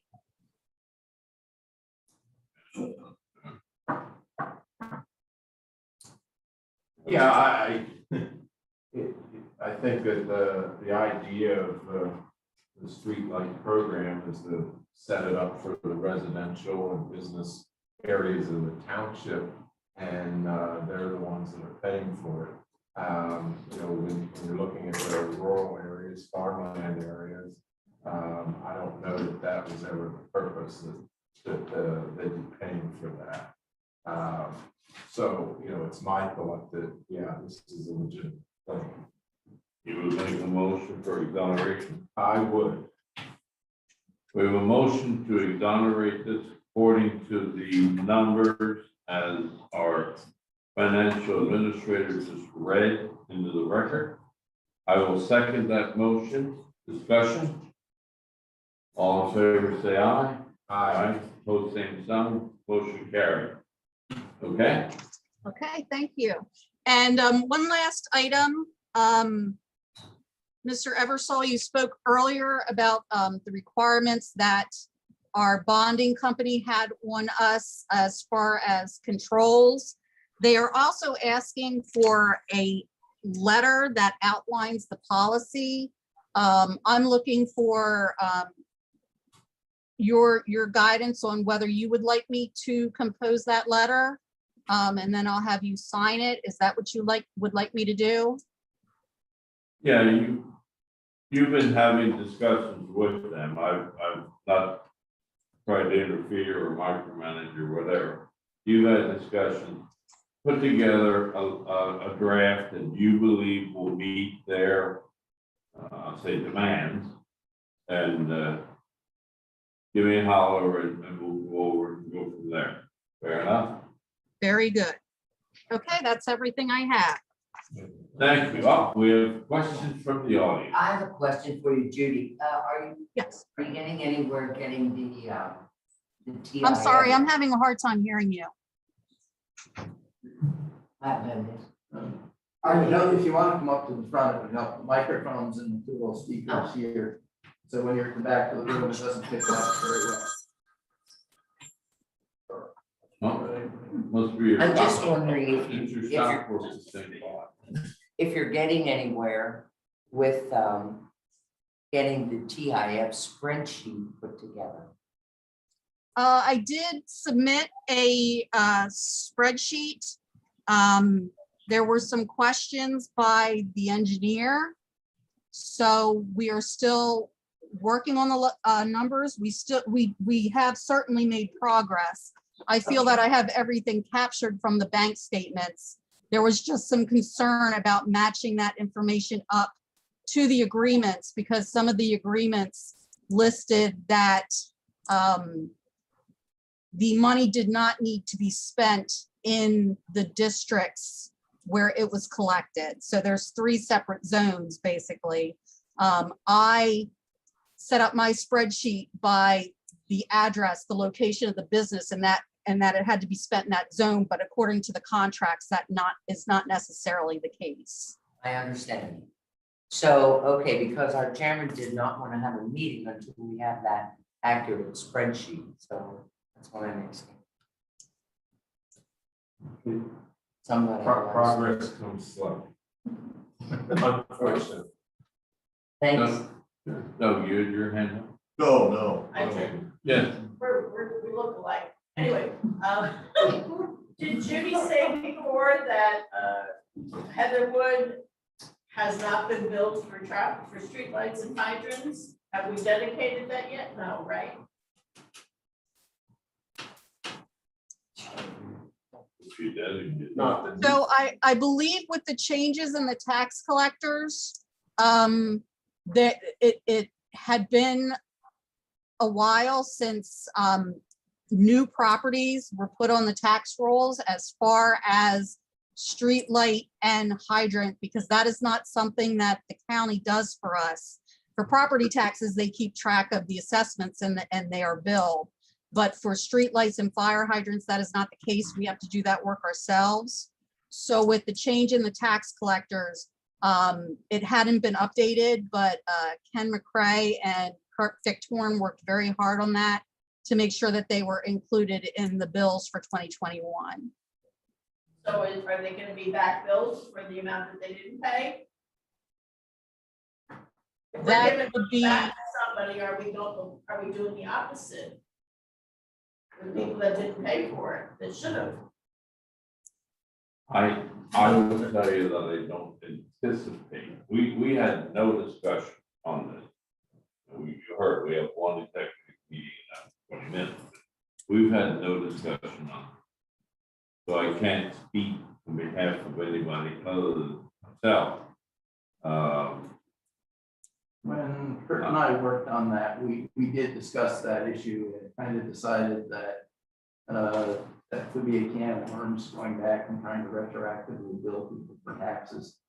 There's an error in our assessment, so his and my feeling, were not that my decision matters, but that would be kind of a problem to try to do that now. And it's not a huge amount of money. Well, how far back are you going on the 2,000 then for the other property? 1 year, Current year. 1 year. Yeah. 2,000 foot frontage, that's what you did. No, I was just gonna say, you can't pay a bill if you didn't do it. It's not that person's fault, that township, whatever, it fell through the cracks.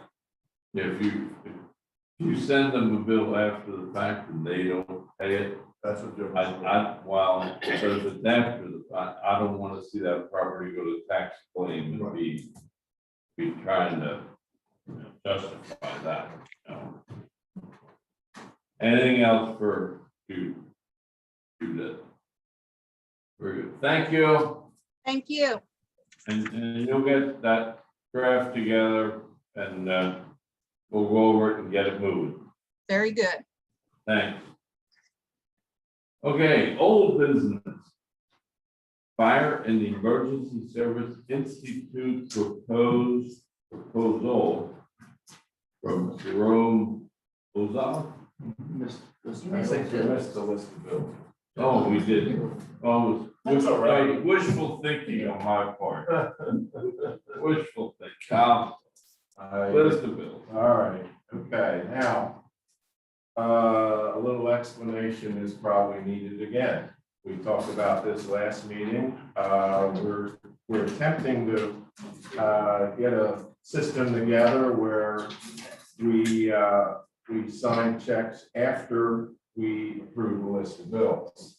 However, there's some bills that just can't wait 2 weeks. They need to be paid. So once again, we have 2 lists of bills to approve tonight. So we will start with the first list that is paid and is sent out. And that is on the general fund, we have a total of $9,331.18 on this first list. Are there any questions on said bills? Hearing none, Are you just on page one? we are on the front page. This is the. Okay, you're not, okay. It's the front page only, Okay, okay? Any questions there? yeah, I just want that, the LNP, $422, is that just to advertise for that to I see it? Yeah, I believe it was, Okay, you know, that's the, 122.12. It says it's for the, no, $122. yeah, For LNP. right, this is for the fifth. Yeah, okay. okay? Mhm. Any other questions? Hearing none, Mr. Chairman, I make a, motion. Are you gonna talk about the other pages? Well, Oh, okay. yeah, we're getting there. Okay. Who's on the phone? Do you have a manner button on that one? A mute. Okay, hearing none, I make a motion, we approve this first list of bills of $9,331.18. Second, discussion. All in favor, say aye. Aye. Aye, opposed, same sign. Motion carried. Okay, now we're on to page 2 and 3. Now, these are the checks that are written, are not signed and sent yet, but they are here for approval tonight. And it is a total of general fund of $411,158.98. 99 cents. Now, that is, I'll make a few comments here. That includes the donations we have to the fire companies and ambulance. There is a large insurance payment there, as well as other miscellaneous bills. So, any questions on that list? Yes, ma'am. My question is, and it's just a question, the 5 to Dick Young, are those all for zoning hearing? Yes, that's his. You saw in the zoning officer report, he had four applications in 1 month there. That creates a lot of paperwork. I think Dick doesn't get a bill out every month. It's multiple months. What does PINK mean? I'm just curious, PINK. Under which check? On him, on all of them. All of his 5. 60984. Check. Okay.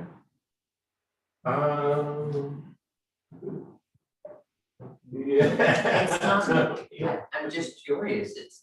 Brandon Clothing. You got the, or right behind the word pink, you have the names of the. You have the name of the Applications, yes. I think that's just Judy's weight code things. I think Probably. that's all it means. I'll look at it. Okay, Yeah. okay. Okay, then I got Go ahead. question on 60985, the next check to Eckert Seaman.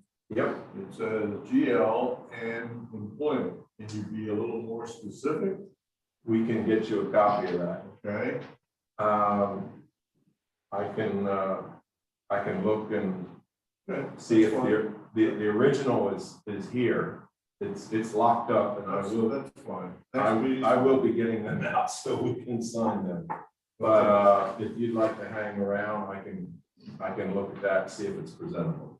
And then check number 60994, that probably has to do with the 5-year that everyone's getting protected for the files. Yep, you are correct. And that's a one-time payment. We are paying the $10,000 deductible. So in other words, there'll be one of these every year. Well, there will be Somewhere. 10,000 worth of deductibles every year. Thank you. Yep, June. On the first page, 60977, BP&T charges for the credit card. Yep. Why would they be charging us interest? No, those are purchases made on that credit card. I thought they were charging us that No, much no, no, interest. no, Okay. no. I just love it that they still can charge 21% interest Yeah, on unpaid yeah, balances, no, and they're giving no. you 20,005 on your bank account. The township did have one credit card prior to us approving the last one. And these are our charges on that. Thank you. Yeah. So anybody else? Yes, this is Jill. I have a question for Mr. Mitchell. Yes. You and the former township manager Penny were working with Reamstown Fire and Ambulance to get all their finances into QuickBooks. Has that project been completed yet? That is still in the works. They've had some problems with getting that transfer. And I spoke to the president there recently, and they are not there yet. Our next meeting will be at Reamstown Fire Company. Perhaps I could ask him to be there if you'd like to show up, and he can give you a detailed explanation of where they're at if you would like. Yes, I'm not sure if I can come to that meeting, but potentially. Has Reamstown Fire EMS given you or the board any updated financial reports? No, they haven't at this point, not for this year. They have not given us any updated report. I can tell you that I ran into a gentleman who had been their treasurer for 10 years. I ran into him at a social event. And I don't know if I'm ready to float the idea yet or not, but the audit firm that Reamstown uses is a accounting firm that's been in this community for decades and decades and decades and decades. And they've probably been auditing the fire company for somewhere north of 30 years. We also use their services from time to time of this accounting firm. So we trust them, respect them, et cetera, et cetera. I'm personally hopeful, and I'll say personally because again, we're not playing. We don't meet, we don't talk, you know, et cetera, et cetera. Everything's above board, but I'm hopeful that we can find some mutual ground where if that accounting firm who's audited their books for at least 3 decades says, you know, we'll gladly give them a clean bill of health on letterhead. I'm hopeful that we can meet and come to some type of agreement. I personally, I believe that if you go line item for line item over their budget or almost anyone else's budget, you will find things that might strike you personally as, you know, wonder why they bought that, wonder why they did that. We have a question in the back. Yes, sir. Somebody's on Zoom, it's not muted. Mr. Garner, can you mute?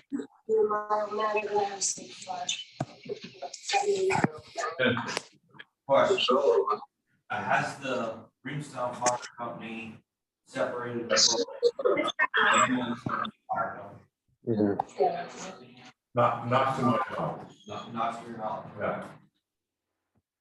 No. Thank you. Yes, ma'am.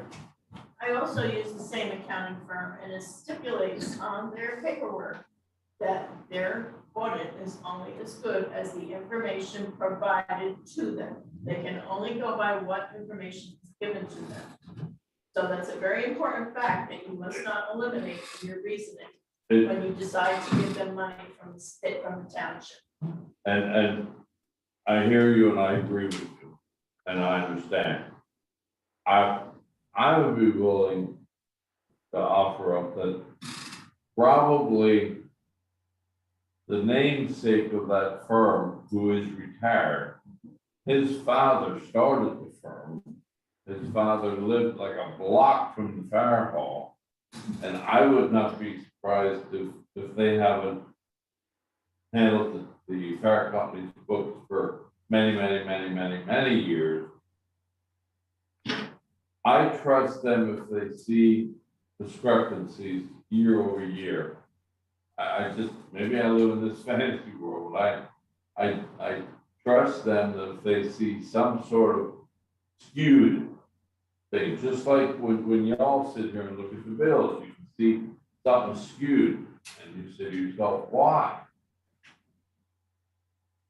I personally don't need a forensic audit. I need someone that looks at their books every year that has CPA after their name to say, we believe that this is a true and otherwise they can put a footnote on anything they want to, you know that. Yes, sir. And you know, Craig, for your benefit, that the prior information that the fire company has provided was not a certified audit. It was just a letter stating that it looks like they're doing everything. I mean, I'm giving you a condensed version. They're doing everything the way they should, but it wasn't a real audit. It really wasn't. And that was one of our C's questions that I remember. Never got a quote audit.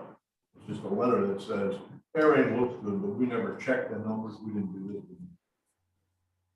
That's where the hang up is. Okay, thank you. Thank you, I appreciate that. I'm trying to look for the best in everybody. Oh, thank you. And I So this is Jill again. I have another question, because last fall, there was a meeting at Reamstown, and a QuickBooks version of their books and records was presented. They stated that Weinhold Nichols set up the QuickBooks for the Reamstown, and it cost $4,000 to $5,000. So my question is, are the books actually in QuickBooks, or are they not? Well, I think at the time that the dollar figure was to purchase the software for the QuickBooks, that they were in the process of doing that, so that this year they could initiate that. From the information I've received, there's been some complications in getting the information transferred over and getting it in a usable form, I guess is the best way to put it. So, you know, we're continuing to monitor the situation, and I would say that if you have questions and we're there next meeting, that perhaps the president can be there to answer any questions you might have. And the new treasurer. Hey, Jeff. Here we got him now. Jeff Garner, you're there. All right. I just jumped on, so I'm only catching some of this. I will gladly come to a meeting in person and discuss the finances. As we talked, again, you're catching me off guard here because I just jumped on. But as we talked at the meeting last year, everybody's crossing up this funding. And we put this thing to rest, that meeting at the fire station, with the funding and also the township.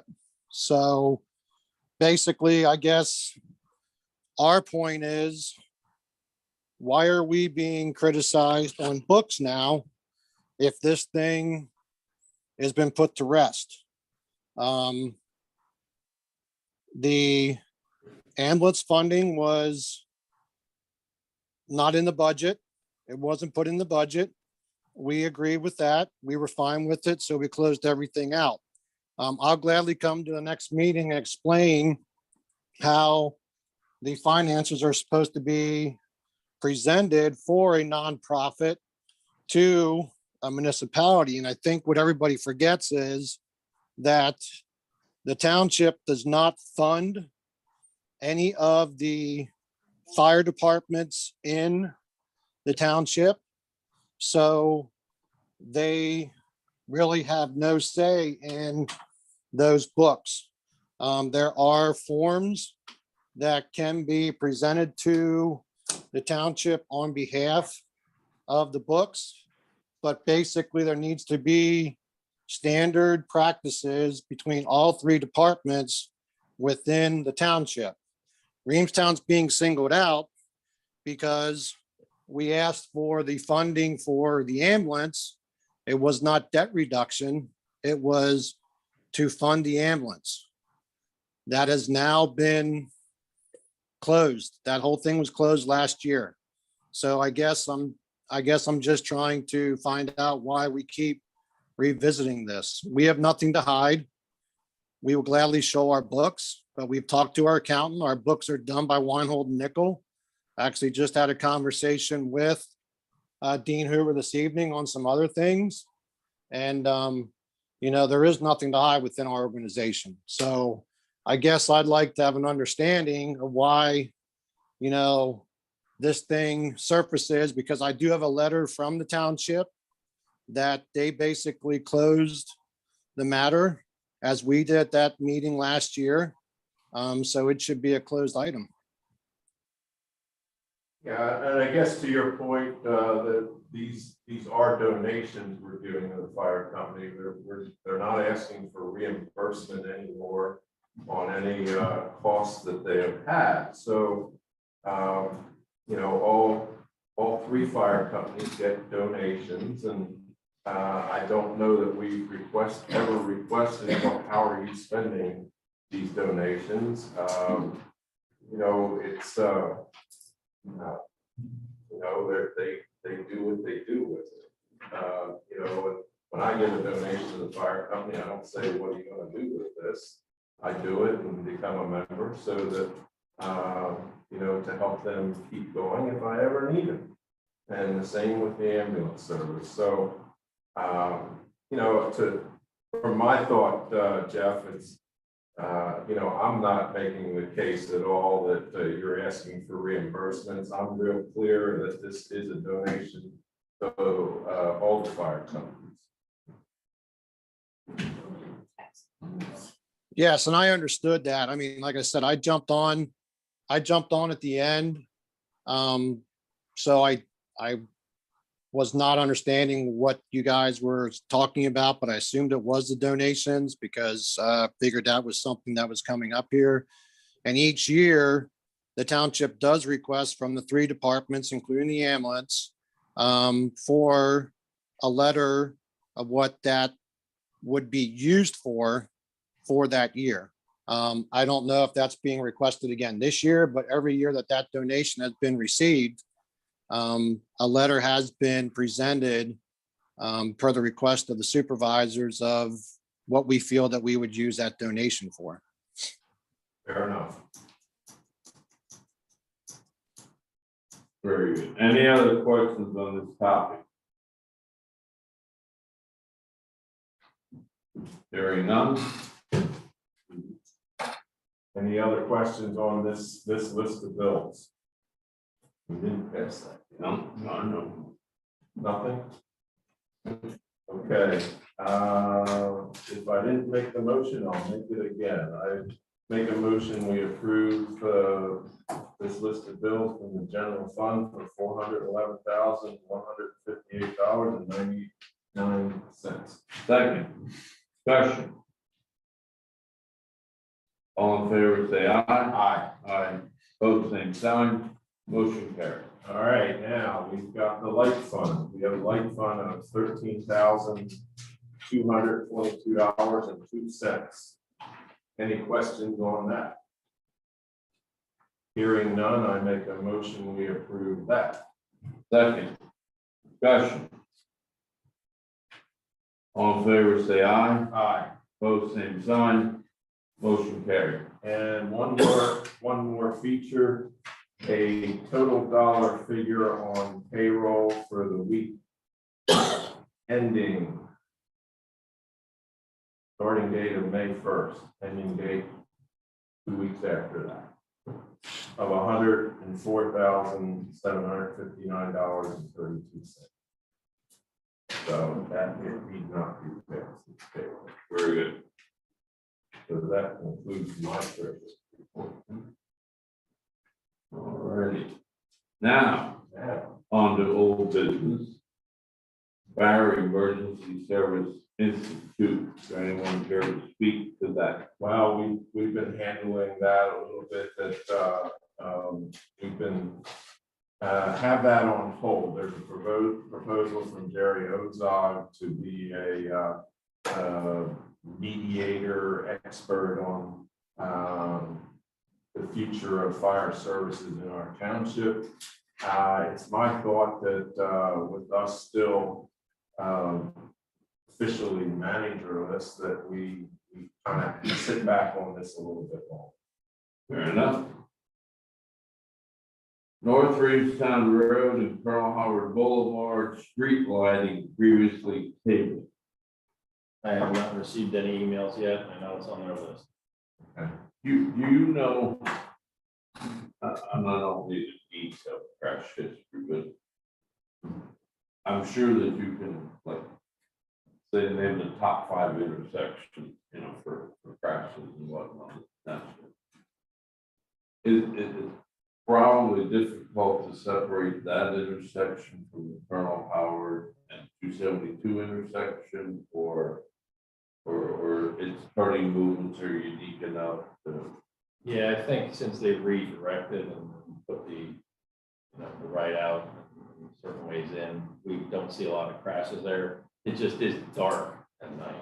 It is dark at night, and one of the things that someone said to me was, besides being dark there, and it is also used by a lot of people not familiar at all with our roads. You just come up 222, come around from Pike, and they don't know. Hopefully they get it done soon. Okay. Very good. So we'll continue.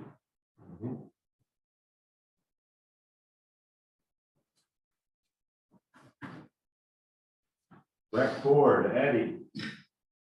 You're up, man. Okay, great. Okay, start from the top. The full committee, 724, that there was discussion by Mr. Ortega, who is the Williamstown president. She mentioned about having boosting regionals here. So just regular shot.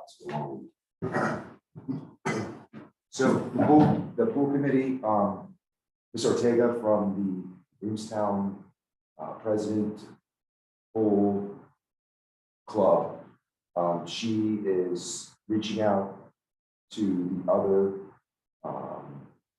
teams to see what their insurance situation is, so that way we can have a good idea on what the expectation would be from the township perspective regarding that regional meeting on 724. So hoping by next week, we'll have some information to get back to Judy, so that way we can then start moving forward with that and start planning that for them. Unfortunately, we haven't had a Park and Rec board meeting over the last 2 months, just because of due to attendance. With that being said, there are the projects that were put in motion, that they are actually moving forward. One being that to Brett's point earlier, the asphalt on the basketball court has been basically put on or steamrolled on. I don't know what the correct terminology is. The lines are going to be placed on Friday. We're looking at other opportunities and projects to adjust the lights on the basketball court, so that way we can use the lights again for basketball court, but there's things in the mix with that, so we can get into that later. The Sunny Point Park construction was supposed to be completed on Friday. However, due to shipping and manufacturing issues, the border was not going to be able to be delivered by tomorrow. I was in contact with BYO, the manufacturer, the project manager, and the installer, and that they're planning on hopefully having that to us sometime by next week, which then at that point, that project would then be fully completed. And then it would also be at that point be reviewed and looked over to make sure and ensure that everything is up to speed and safe for the kids to use. Is the equipment itself all assembled and in place? It's getting there, yeah. Not quite all. That would be finished tomorrow. Okay. Yeah, that would be finished tomorrow. Good. Really excited, looks great. A lot of people are already sending text messages to the board. The community is very excited about the project. So, the skate park updates, we are finalizing Tony Longo and Becker Engineering are in the process of, we approved it last meeting, just the small project stormwater. That just needs to be, the numbers need to go and be worked out between Tony and Becker, and then once that's approved, we can get the permit and move forward and start breaking ground based on Army Concrete schedule. I know Army Concrete, the owner is down at the shore this week, so we will take a look at what needs to be, what his schedule looks like for the coming weeks and when we can break ground. Okay. Good.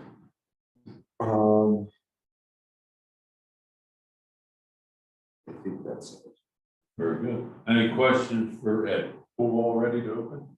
Yes, thank you. And with the pool, the Williamstown pool, we are open and operational. We're finalizing the details of just punch lists to get everything ready to go. The Effort Rec Center is meeting this Saturday to review the procedures So that way there's a smooth opening for this weekend.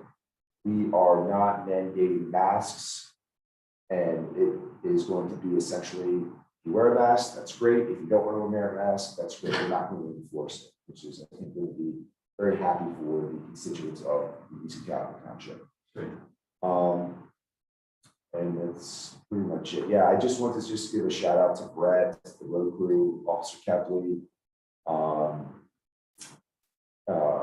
and whomever else I've been missing. That's really, and Alan, of course, who's really has taken the charge of this and really doing a lot to prepare for opening day. So they put a lot of time and effort into it. So I just want to acknowledge that. Okay. Thank you. Dennis, anything? No.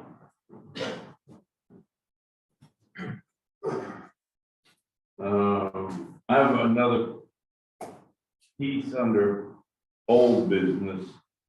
At the last meeting, we told you we had met with Delaware Borough in executive session, and so you deserve an update. And the update is that in the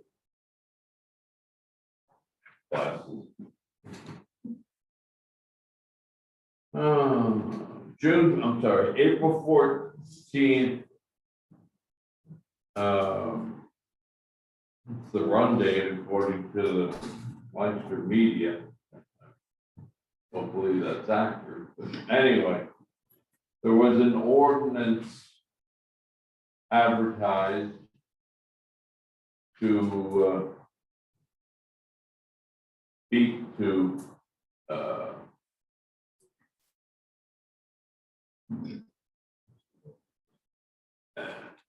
a joint, we used to call them Act 180 agreements. I think they were called enabling legislation so that two municipalities can agree to provide a service together. We, of course, have one of those agreements with the Borough of Denver regarding the police department. Sharing a municipal manager couldn't be neatly put inside of that, and it's entirely different, it's apples, oranges. And so that's going to get its own ordinance and its own agreement, if you will. I fully expect it to be front and center at our next meeting with the legal beagles and whatnot, having read, signed off on, et cetera. And Denver Borough is also meeting early in June. And their legal has had an opportunity to review as well. And so it is moving forward. And it's moving forward, I think, for government relatively quickly. Lay your pen down, time, but I think it is moving forward quickly. It'll be shared, and when I say shared, the proposal is to share 50% of wages and bennies and costs. 50% to them, 50% to us. It's up to Mr. Hessian to decide what needs to be in the front burner tomorrow morning, what needs to be in the front burner, in the afternoon, that type of thing. And with his years and years and years of experience, I'm hopeful that we will be we'll see the fruits of that later. So it's moving, and I just felt we owed you an update because it is likely going to happen And just as a update on that time frame, we are meeting June 3rd again at Greenstown Fire Company, and they will be meeting the following Monday night. So we would be expecting to ratify the paperwork. We have to advertise these a week in advance so that it will be in the paper, and to make it all good and legal. So, you know, it will be our thought that week of Monday, June the 7th, that we will have Mr. Hessian in the building a few days that week or more. So that's the update. Does that make it clear? It's, That lets Chief do his. You can't see me smiling, I'll pull my mask up. it's chief stuff. So, and I put that under old business because it was talked about at the last meeting. Any other old business? Yes. Is Reamstown gonna charge the township $200 cleaning fee again? We have a meeting there. I'm sorry. Is Reamstown Fire Company gonna continue to charge the township $200 cleaning fee when we have meetings at their facility? It is unclear to me. That was put in place because of COVID guidelines that were necessary. Till next month, maybe that stuff goes away. You tell me. This COVID thing has me a little confused when the stuff changes day to day, week to week. So that was the reason it was put there. So It's never charged. I understand. And we had a lot of Zoom meetings at Stevens, and they I- never I- charged us a penny. I understand. We like to go to all of our fire companies in the year. So, Yeah, old business. We haven't talked about it for a while, but the CARES Act, I know the township got a check for $1,050,000. No, not yet. No, well, all right. No. Well, am I right on the number? Yes, they're not 100% sure. I mean, that's what they're thinking it is. That's the projection. I think it's more an allocation than it is. Yeah, and I know Judy sat in on a webinar and we got some great information in reference to where to be spent, what can be done That with was it. my next question. Yeah. Did you get a list of the do's and don'ts and wills and won'ts? And Yes. could and couldn't? It was exciting, right, Judy? Yeah, we're expecting, what they're doing is they're paying it in 2 installments, and we're expected to get the first installment next month in June. So we'll have to figure out where we want to deposit it. Everything I'm hearing is suggesting that we keep it in a separate fund, possibly even a separate bank account, because this money can be spent over 3 years. So we're definitely going to be carrying balances from 1 year to the next. So that's something that I was going to bring up at the next meeting after I have the check in hand. Oh, I'm sorry, I misspoke. I thought we were gonna get the check, and we are. I thought we already had it. So, but the number's somewhere in that neighborhood. Yes. Okay. And I learned something now too. I thought we had to prove and apply similar to what a grant would be, would have to be approved. I didn't know. I think, Judy, there's certain avenues you can spend it, certain regulations that go along with each thing. Once you spend it there, you have to basically prove that you did it properly or you're gonna pay it back. And she's working diligently on getting that done. Okay, this is, I learned something. Thanks for the update. Appreciate it. I learned something. Thank you, Judy. You're welcome. okay. New business. Okay, Oh, well, the only thing Tony left, right? I actually just had, oh no, forget it. It's not business. oh, Public comment. okay. But either way, he's going, so. Manager report. Windstream has run the fiber optic cable, or is in the process of running it to the township building. I So, believe they've at least gotten as close as all up front. so I'm hoping in the near future that we now have the Windstream fiber optic line with 200 in, 200 out. It's I had a note on it, I forget, I'm not tech whiz, symmetrical system, something along those lines, where it's 200 in, 200 out, which is not normal, but we should have very enhanced internet capabilities for Zoom and otherwise for the township employees, so there is close. Good. Well, the last Could happen mile. as soon as next week, is that right? The last mile, yeah. And then we won't have to deal with little tiny picture in the middle of the Zoom screen. And we'll changing the setup with more bandwidth, makes it a lot more efficient. In reference to the Reamstown pool, Mike Hessian, I would like to thank him. He has helped us tremendously, giving us some guidance on, what Denver does, et cetera, et cetera. Pool passes were ordered today. They are going to be able to be, for those that have purchased them online, we'll be able to pick them up if everything goes smoothly on the 29th, where they will be able to go to the pool and state their name and get their pool passes. I think that is in line to go well.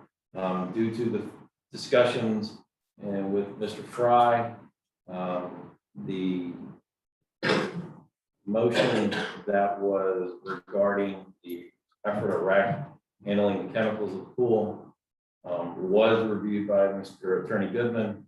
I was going to present his findings, which were very minimal. It was just a thing about payment tonight, but it's been determined that that is going to be removed. I spoke to Jim Summers this afternoon while we were all at the pool, and they are fine. That they understand the agreement that has been worked out, and they are perfectly fine with that. There's going to be some trainings by the effort of rec personnel at the pool. I think they said Saturday, if I'm not mistaken, and Brett said the road crew has done a phenomenal job. Everyone has, Eddie and his people have done a phenomenal job, and I think we can look forward to opening the pool with everyone's cooperation very soon. So that's basically, besides all the everyday stuff that's going on, and I think some policies and procedures that will be brought about after Mike gets here in reference to the financial stuff and that kind of things. We are kind of, I've been asked, but I'm saying I would rather push it out a little bit and get his 2 cents on it, because I think they're worth it. As we sit here today, though, do we have a plan regarding chemicals? Yes, we do. That will be Mr. Fry, approximately 2 hours in the morning, handling that. Do we need to hire him tonight as a temporary seasonal employee? I would believe that would be a wise thing to do. And I would recommend at $20 an hour. And I would also recommend that Mr. Fry come up with the documentation or an invoice, if you will, however you want to say, of the time that he has already spent at the pool. Like Brett said, he's been a tremendous help getting things to where we are now. So I think his time should be compensated for that too. Is that a good term, temporary seasonal, or is that redundant, or? No, I think that would be a fine way to put it in reference to him handling things at the pool. Do we have a agreement in writing with him that needs to be ratified, or there? I believe that will be available at the next meeting. At the next meeting? So we need to authorize him. Correct. At this point. With paperwork to. On through with a little paperwork, yes. Come after, yes. You're all right with that, proceeding with that idea? Yeah. Okay, so the motion would be to approve Alan Fry to be the chemical representative. Temporary seasonal employee. Temporary, okay, temporary seasonal employee to be responsible for chemical application to the Reamstown pool with paperwork to follow. At a rate of $20 an hour. at a rate of $20. I'll make that motion. I will second that. Discussion. Hearing none, all in favor, say aye. Aye. Aye, pose same sign, motion carried. Will you I will carry the work on message back? Yes. Absolutely. Okay, good. That's all I have on that. Okay, public comment, what can we do for you? Yes, Do you know who determines voting districts? For Yes. example, we used to have Old Homestead in our district for the Schwartzville. voting districts are determined by the county commission. They get a recommendation from the, what is their term, the director of the Bureau of Elections and voter registration, et cetera. But as far as setting them, splitting them, as recently as like 1999, East Cocalico had 2 precincts, now we have 4. In Holland got split out because they got to be a big precinct. The county generally, and I mean generally, please understand, will look at the top 50 precincts. There's somewhere right around 246 precincts in the county. And like Clay Township was 1 precinct. Believe it or not, Clay Township got to the point years ago where it was one of the biggest precincts anywhere, Clay Township rural. And so it was split into 2 precincts, Mount Airy and one down at the church there in the village of Clay. That answers your question. The reason I'm asking is because Schwartzville is the 2nd smallest district, Okay, and we have the biggest parking lot of any location. okay, We had Old Homestead at one time when I was judge of elections. We had Old Homestead in our district that was taken away and put to Smokestown. Now, the November election, Smokestown had a major problem where people were getting stuck in the mud because they don't have that much parking. And I think that's a legitimate reason to change things the way they are, because the parking is just, well, I can tell you that ADOT will be down on their list. The reason it's down on their list is any precinct can simply send a letter to the county saying, we don't want to do this anymore. We don't want to be involved. And I mean, that happened. We're at St. Paul EC for what, 3 years, 5 years, something like that. Am I close? You mean now? Yeah. We've been there for years now. Well, we were We've been down, up here for. we were down across from the Right, we were at the other. memorial. Right, Steve. Right, we were there for Years. years. Prior to that, we were the Greenstown Fire Company. Prior to that, we were at what's called the rec The center. rec center. It's the parking lot will be considered, but the parking lot is down on the list. What's really high on the list is getting someone who's willing to host it year after year after year, but they are paid. They do get rent. yeah, $100. There's a lot of wear and tear on their property, that's for sure.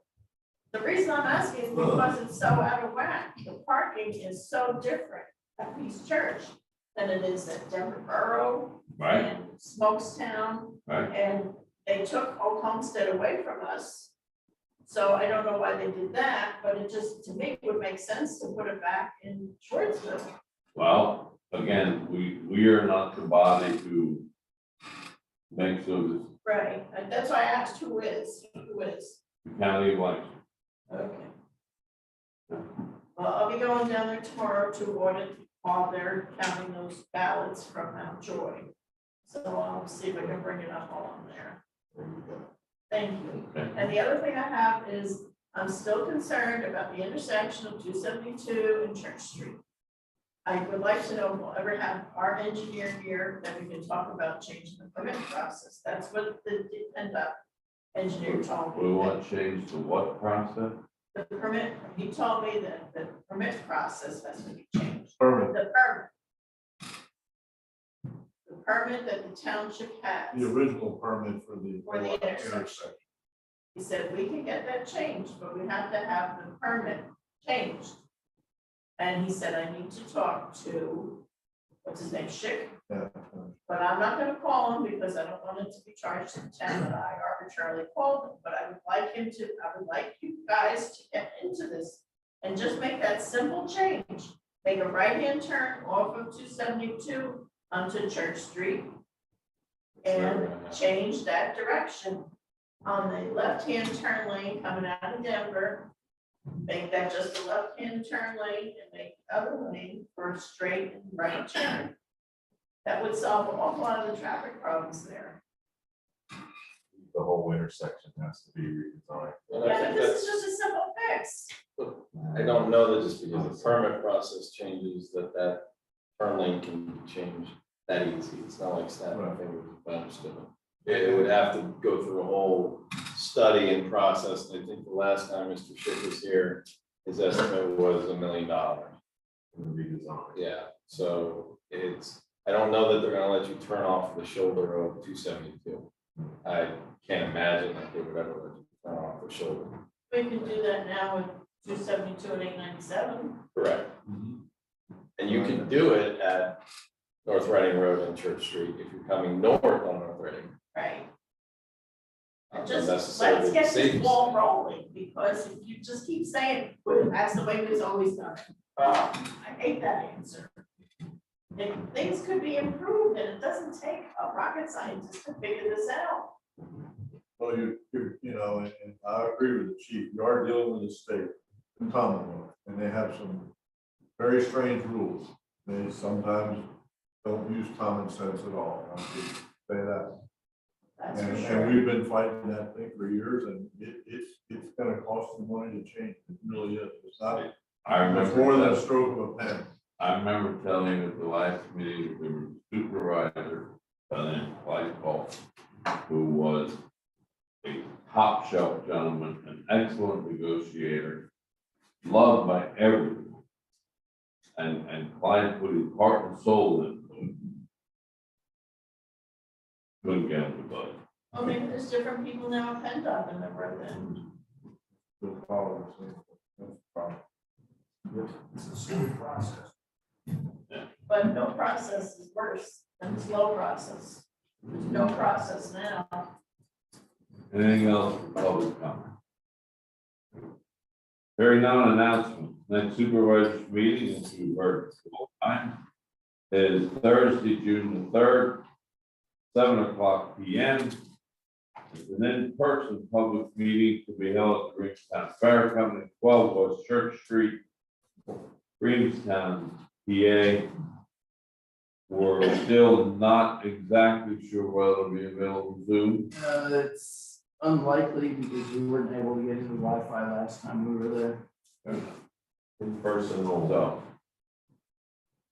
I don't know how they'll do the seating. I believe the fire company pulled the maximum of about 200.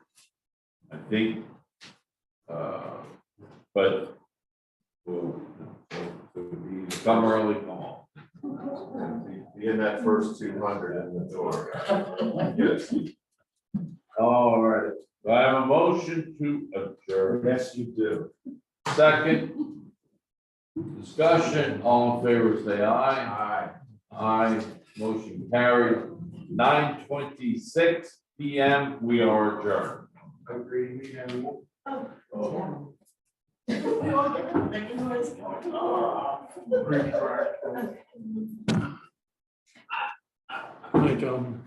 Thank you, Larry. Here's a trooper. And then she had to sit through that. Now we have to take it back. buzzer. I got that feeling every couple of weeks. All right. Let's go this way. How about we lock that in? Yeah, well, here's the problem. Just have to. Pull that out and close it. That turns it off. I think it- No, hold on, it's not. Is this done recording? Are we off the air? Yes. Yeah. Wait, no, you're It not. still says recording. It's recording on Zoom. Yeah, that's what we meant to. And we're not off. And the deposit procedure for the pool has been clarified and we're good to go. No, wait. It was clarified this afternoon, and